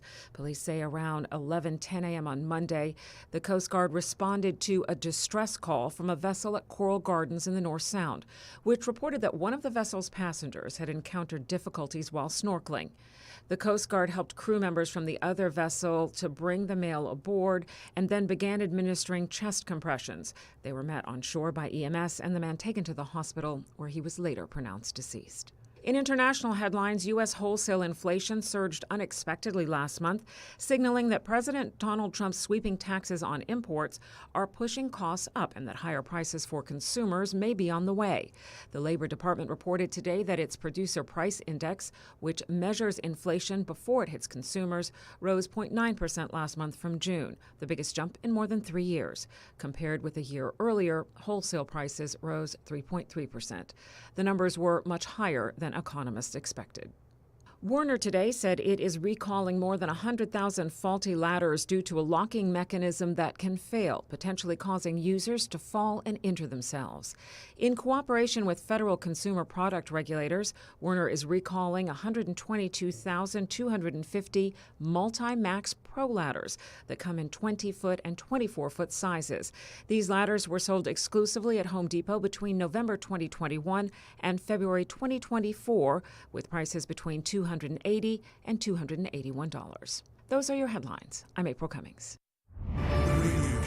www.radiocayman.gov.ky. Check out our social media pages: Facebook, YouTube, X, formerly Twitter, Radio Cayman Headline News.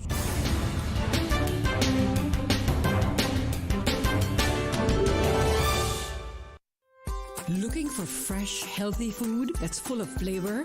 Then you've got to visit Kirk Market. Our dishes are made with fresh, high-quality ingredients. Enjoy vibrant mixed greens or satisfying pasta salads. Or try one of our delicious grill options like blackened chicken, spicy beef steak, or grilled salmon. Looking for something light and flavorful? We've got sushi rolls and poke bowls prepared daily. And don't forget to explore a hot bar or Billy Fresh salad at the salad bar. Stop by Kirk Market today for breakfast, lunch, or dinner and taste the difference. Eat well, live well with Kirk Market.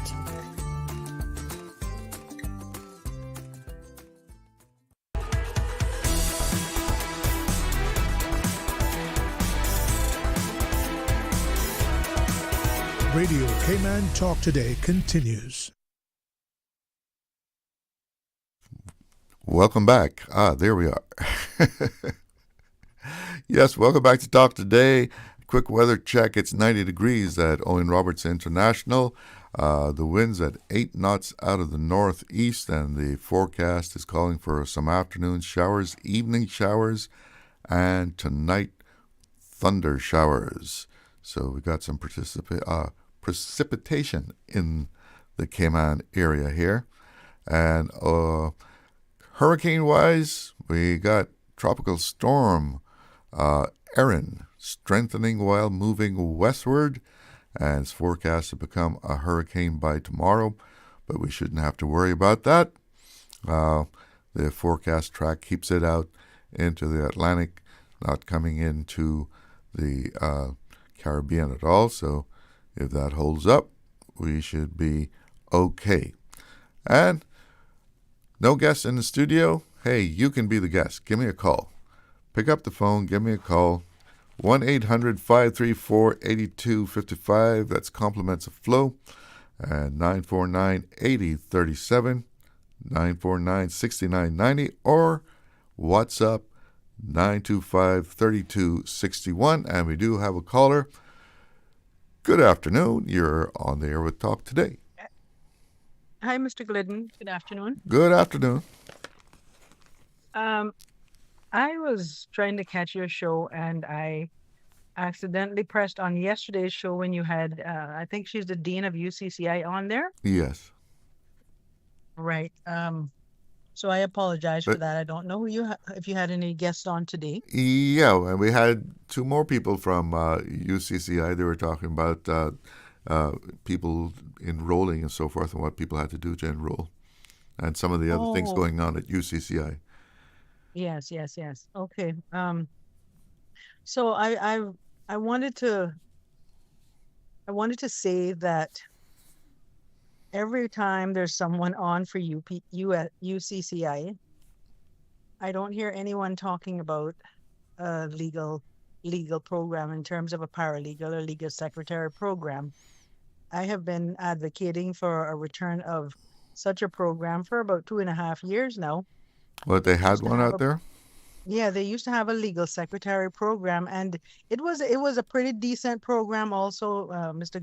Glidden, because when I moved away to the States for school, I was able to transfer most of those credits. I got a translation done of the the subjects to compare to American academic standards, and I was able to transfer just about all of my subjects that I had taken in the legal secretary course. So that was a positive thing in that regard. But I had made some inquiries maybe about 2.5 years ago, why they weren't trying to bring a program back. And I was told, not quoting verbatim, but I was told that the institution that they had been working with, I don't remember if it went out of business or they were no longer offering the program. But in the UK, there's a ton of institutions and training institutions and other universities and colleges that offer paralegal training. Yes. Especially the National Association of Licensed Paralegals, and most of the universities offer some sort of paralegal training. And so I don't understand why this is something that they're not seemingly interested in bringing back to Cayman. I was proud the other day. I just went on to UCCI's website, just curiosity, and I was really proud to see that they've been offering, they're offering so much. The institution has really, really grown, and it makes me feel very proud. Yes, and but I just can't understand why aren't they interested in bringing this such a program back, because we really need it. Everything else is they're interested in bringing everything else. It was a successful program back then, from what I realized, and we have every month, from what I understand, we're importing persons, and I use that word lightly when I say importing, persons who say that they're qualified to work in legal positions. And most of these placements or openings that a lot of the law firms and other places that use paralegals and legal secretaries, they all want credentials for these positions. I myself have a legal secretary. I have a wealth of experience in addition to degrees from the US and studying law from the UK, and I have not been able to get a job. Can you imagine that? So imagine some of the other people, especially Caymanians, that want to get into this field. I'm not saying that there aren't any in the field, But I'm saying we need to get such a program back so they can have that credential in order to better meet the advantages of the other persons that are coming in and getting the jobs. And I can't understand why the university college, I should rephrase that. I'm not saying that they're not doing it, but for two and a half years almost, and I don't hear of anything forthcoming.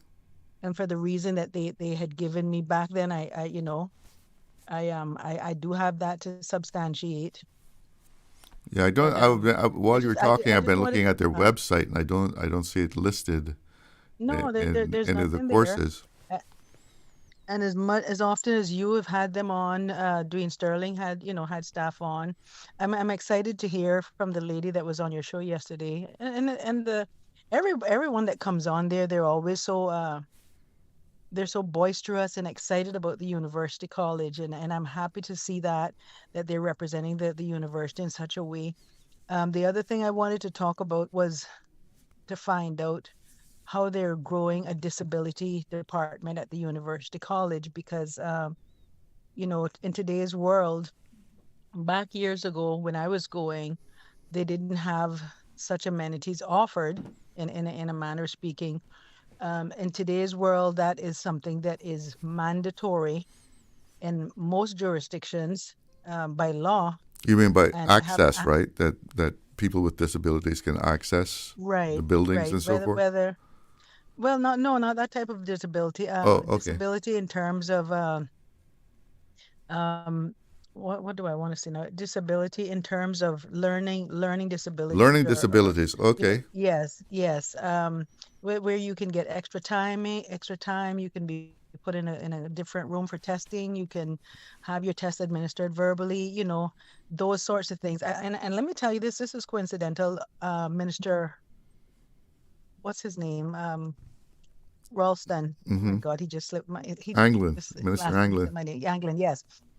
He was the minister back when they were the government, and I think it fell under him when the government started becoming more proactive in recognizing learning disabilities in the government schools. Now, I don't know about the university college, but it would be interesting to find out. Maybe you can try to get someone on the show to talk about that, because we have a lot of people out there that with what are now being recognized as learning disabilities. For instance, with me, I couldn't pass math at a certain level, and it was when I got to the U.S. I discovered, and one of my someone in the university recognized certain things and said, you know what, I think you should get tested, and I was determined to have dyscalculia or something. Yes. Dyscalculia. So it's a disability with math, especially with algebra, when you see math and words together and that sort of thing. So luckily for me, I was able to discover that, and I was able to get a course substitute, which enabled me to continue on with my studies with no hiccups and that sort of thing. So I'm interested to find out how much of that type of legwork the university college is doing, to help promote learning in the school, in the institution. And there was something else I wanted to say, but anyway, if you could reach out to someone, because I know they're probably tired of hearing from me, to find out, if there are any efforts to bring back a legal secretary paralegal program. And I'm sure someone's going to tell them that I've been on this talk show and saying that there are a ton of institutions. I know the government could make some sort of connection within the UK and say, hey, can we work with you to bring this program to the Cayman Islands, to try to get that online also for wants to go to the program, because we have a great law school, but that's only if someone wants to become a lawyer. Yeah. Not everyone wants to become a lawyer, But and so I you would can think- get someone to come on and talk about disabilities. I would think that as far as the legal secretary part of it is concerned, that there should be a great demand for that in Cayman. I do believe so. I have had conversations with quite a number of people, male and female, and a significant amount of what I call a significant amount of young people. And I know of persons who work in, say, government and some of the law firms, and they wish that they could take advantage of such a program, because it will be a benefit to them and to wherever they're employed with achieving that credential. But a high school diploma, and if you have 5 passes, or you've even went to do higher passes at the UCCI, all of that is still not as good as having a degree or a certificate. Right. Someone will come from the UK or Canada or Ireland or Jamaica, and they will have that credential. Yeah, that piece of paper opens a lot of doors, yes. right? Yes. So, I just want to leave that with you there, and hope someone hears this, and you can get someone to maybe come on and talk about that, because I see that as a matter of urgency in the Cayman Islands, because the legal field has grown tremendously, and our new chief magistrate, chief justice, I know she has availed herself of growing the judicial department and the procedures and regulations and policies and stuff, and more and more we'll start to see as Cayman develops in the legal field. I think that is something they're, excuse me for saying this, but I think it's something that they're trying to not pay as much attention to as they should. But in addition to that, I have also been advocating for what is called paraprofessionals. And so they are a type of what you would call a nurse practitioner in the medical field, right? That's like the paralegal thing you're talking about, right? Right. But most jurisdictions, where I was going with this is that having those types of studies in the Cayman Islands and people having access to that on island, and plus, I would love to see that graduate to where we have in place a national program that we can have persons become certified to practice very minimal areas of the legal field to bridge the gap for disparity with people who cannot afford expensive professional legal services, if you follow what I'm saying. Yeah. Right? No, I have to go to a break, but let me ask you a question, yes. a real quick one. So, are paralegals recognized in Cayman? Do you know? I don't think that they're when I say, I don't know what you mean recognized, but I don't think that there's they're general certification. Yes. They can say that they're paralegals as far as I'm aware, because it's a title afforded to you in your employment, and that gives you a certain level of of credence on the job. But I don't think that there's a program in place that says you can join up with this program through the judicial. Like in the States, there's you can become a certified paralegal in the States through the different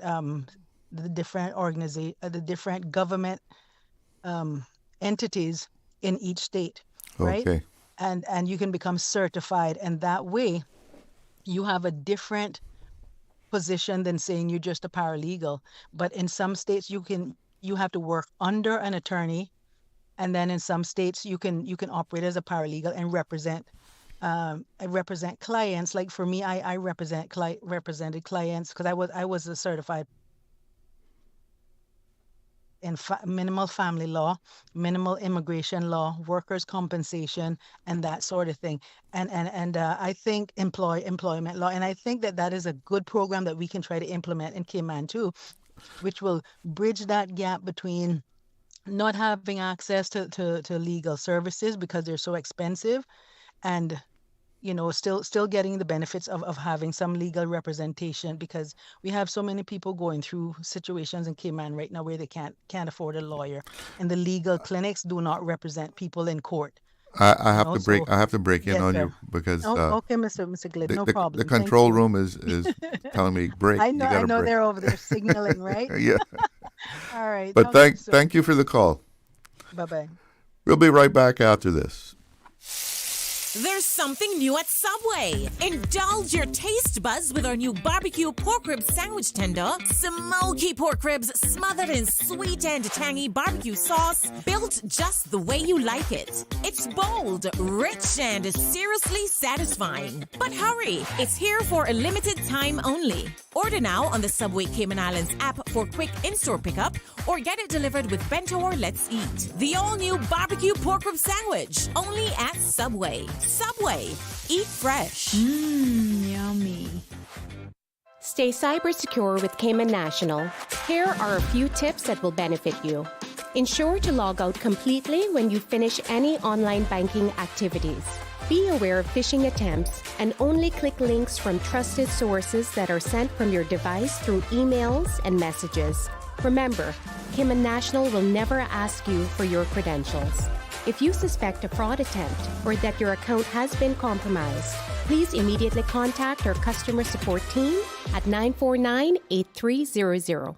Now, more than ever, supporting your immune system is crucial to helping your body fight off illnesses like the common cold, the flu, and COVID-19. At ValueMed Pharmacy on Walkers Road and in Buttontown, we carry all the essential vitamins and minerals to help support your immune system and improve your overall health. Some of our top immunity support picks are vitamin C, vitamin D, zinc, elderberry, and quercetin, or the popular 7-in-1 immunity support. Our pharmacists are always on hand to help guide you and answer any questions. Visit ValueMed Pharmacy on Walkers Road or Buttontown. Live happy, live healthy with ValueMed Pharmacy. Radio Cayman's Talk Today.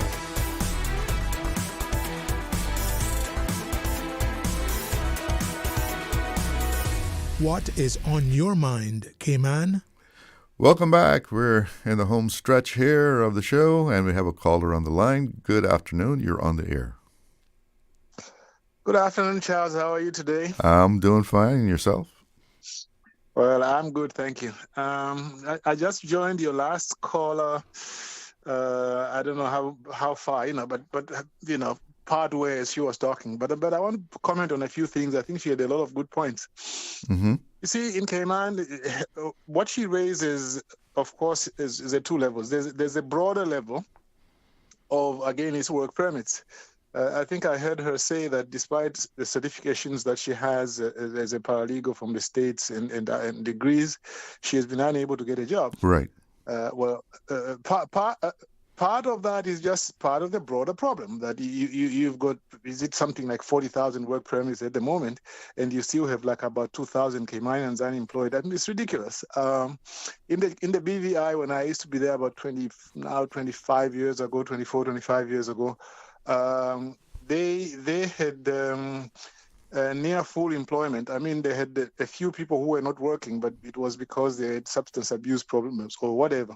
So that when they were issuing work permits, they were able to say, we have full employment among our people, and therefore we can get work permits. But in Cayman, I don't understand how you can have 40,000 people on work permits, which include, I have no doubt, paralegals, people who mow lawns, people who work at the reception, people who are working at the till, and your own people are unemployed. That's ridiculous. And that, to be frank with you, I don't care how many times you can have a party which has the name Caymanian in it. If you can't deal with those issues, it doesn't help anybody.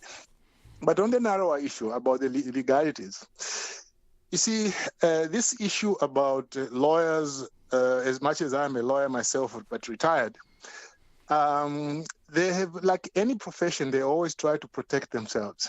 So sometimes even things that people could do, paralegals, and perhaps do on their own, the lawyers say, oh, no. This is a sort of work which only a lawyer can do. And yet when you work in a lot of these law firms, you will find that lawyers train their paralegals to do a lot of what they can do, and they just sign off on it, okay? Now, let me give you an example of Ontario. In Ontario, there was also this, well, let me make the general point first. The general point is in different parts of the world now, they have moved towards or are moving towards a system where you can get like a certified conveyancer, somebody who is not a lawyer, but knows conveyancing, buying and selling property and doing the legal documents. Mm-hmm. And you can go to them and they can do this and do it unsupervised in their own practice. And that's where Cayman really should be looking to. I wrote a letter about 5 years ago to the campus. It was published, where I suggested that I think Cayman has got to a point now where it should establish legislation which will allow paralegals to practice on their own. So how would paralegals are recognized, but they have to be supervised? Well, generally speaking, in most jurisdictions, like in the Cayman Islands, right, a paralegal couldn't set up their own practice. Okay.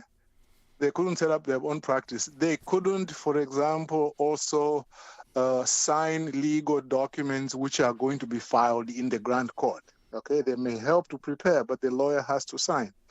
Okay, so the suggestion I made was, why don't you do it like they've done it, for example, in Ontario? In Ontario today, if you qualify as a paralegal and you are licensed as a paralegal, you can set up your own legal practice. And you will practice, as the lady was saying there, in a number of related fields, like fields like you can represent people in the magistrates' courts and so forth. And to show you just how much pressure, even for example, in a place like in Ontario, they had a committee a little while ago which said, look, in the Superior Court of Justice, which is the equivalent of the Grand Court, 58% of the parties who appear there do not have a lawyer. In other words, nearly two-thirds, well, not nearly two-thirds, but well over half, 58% of people who appear without lawyers. So what happens is that judges then are in a very difficult position because they can't help a party too much, because then that's a ground of appeal that the judge was acting as a lawyer. So one committee, which was actually chaired by a judge, suggested that why don't you expand the current power of paralegals who already can practice on their own, if they can also do some simple divorces, like if there's no big property or money, allow them to do that. Because even here they are finding that people can't afford to get lawyers. In the Cayman Islands, I think the cheapest that you can get a lawyer for is somewhere around $300 per hour at the lowest end of the spectrum. The highest end of the spectrum is almost $800. A lot of people can't afford that. So this is something the politicians need to look at. Let paralegals have a chance to be registered locally. There should be a system of legislation where they can begin by recognizing foreign qualifications, that if you are registered in the UK as a paralegal, you can be registered in Cayman.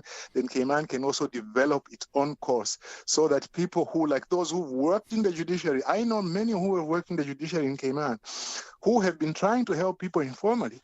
But what I heard the Attorney General one time say about 2 years ago was, well, let's crack down on these people because, you see, they are not supposed to be doing this. No, that's not the problem. The way to solve the problem is to recognize it, allow those people in the society who can't afford to get a full-time lawyer, like a fully qualified lawyer, to get paralegal status. But that needs legislation. That's my little suggestion about that. I think it is good that now there's somebody else in Cayman who is trying to push for this. So. But let me ask you something. Is it true then that, I mean, that in a lot of cases where you don't have a contentious issue, like you mentioned the conveyance, a lot of times this is just you just have to have a template and you fill in the blanks. And exactly. You just have a template and you fill in the blanks, because you see, if you are selling a like a real big place and it's complicated in terms of the history of the title, yes, you might need a lawyer. But sometimes, something is built in a certain year, it had only one previous owner. You should be able easily, for somebody to be able to do it, and you can define it in terms of what the paralegal can do and cannot do. And in a lot of countries, they are moving towards that. Look at, for example, like again in Ontario, you do have a standard form like lease agreement, which will apply unless you provide otherwise. And because of that, these things are really moving forward. Like, for example, if in Ontario, again, you've got a whole guideline, as you have in Cayman, on how you guide certain people who don't know how to conduct a trial, what they're supposed to do. So those are some of the things that can be done. Well, Mr. Billy, once again, you've enlightened us. Well, thanks very much. Yeah, I see you got only 1 minute. We'll talk again soon. All right. You take care. Thank you for the call. Have a good afternoon. Bye. Thank you. Cheers. And that's going to do it for Talk Today. Thank you for tuning in. And thank you to everyone who gave me a call and joining in the conversation here. I'll see you next week. Have a great afternoon. Have a great weekend. I'm Charles Glidden. Talk Today is brought to you by Subway, open 24 hours in Countryside, Anderson Square in Georgetown, and Centennial Towers in West Bay. And by the Ministry of District Administration, explore your history, explore your land, explore your sister islands. And Cayman Airways, call them on 949-2311 to book your nonstop flights to Los Angeles and Panama. And Doctors Hospital, peace of mind is important when life happens.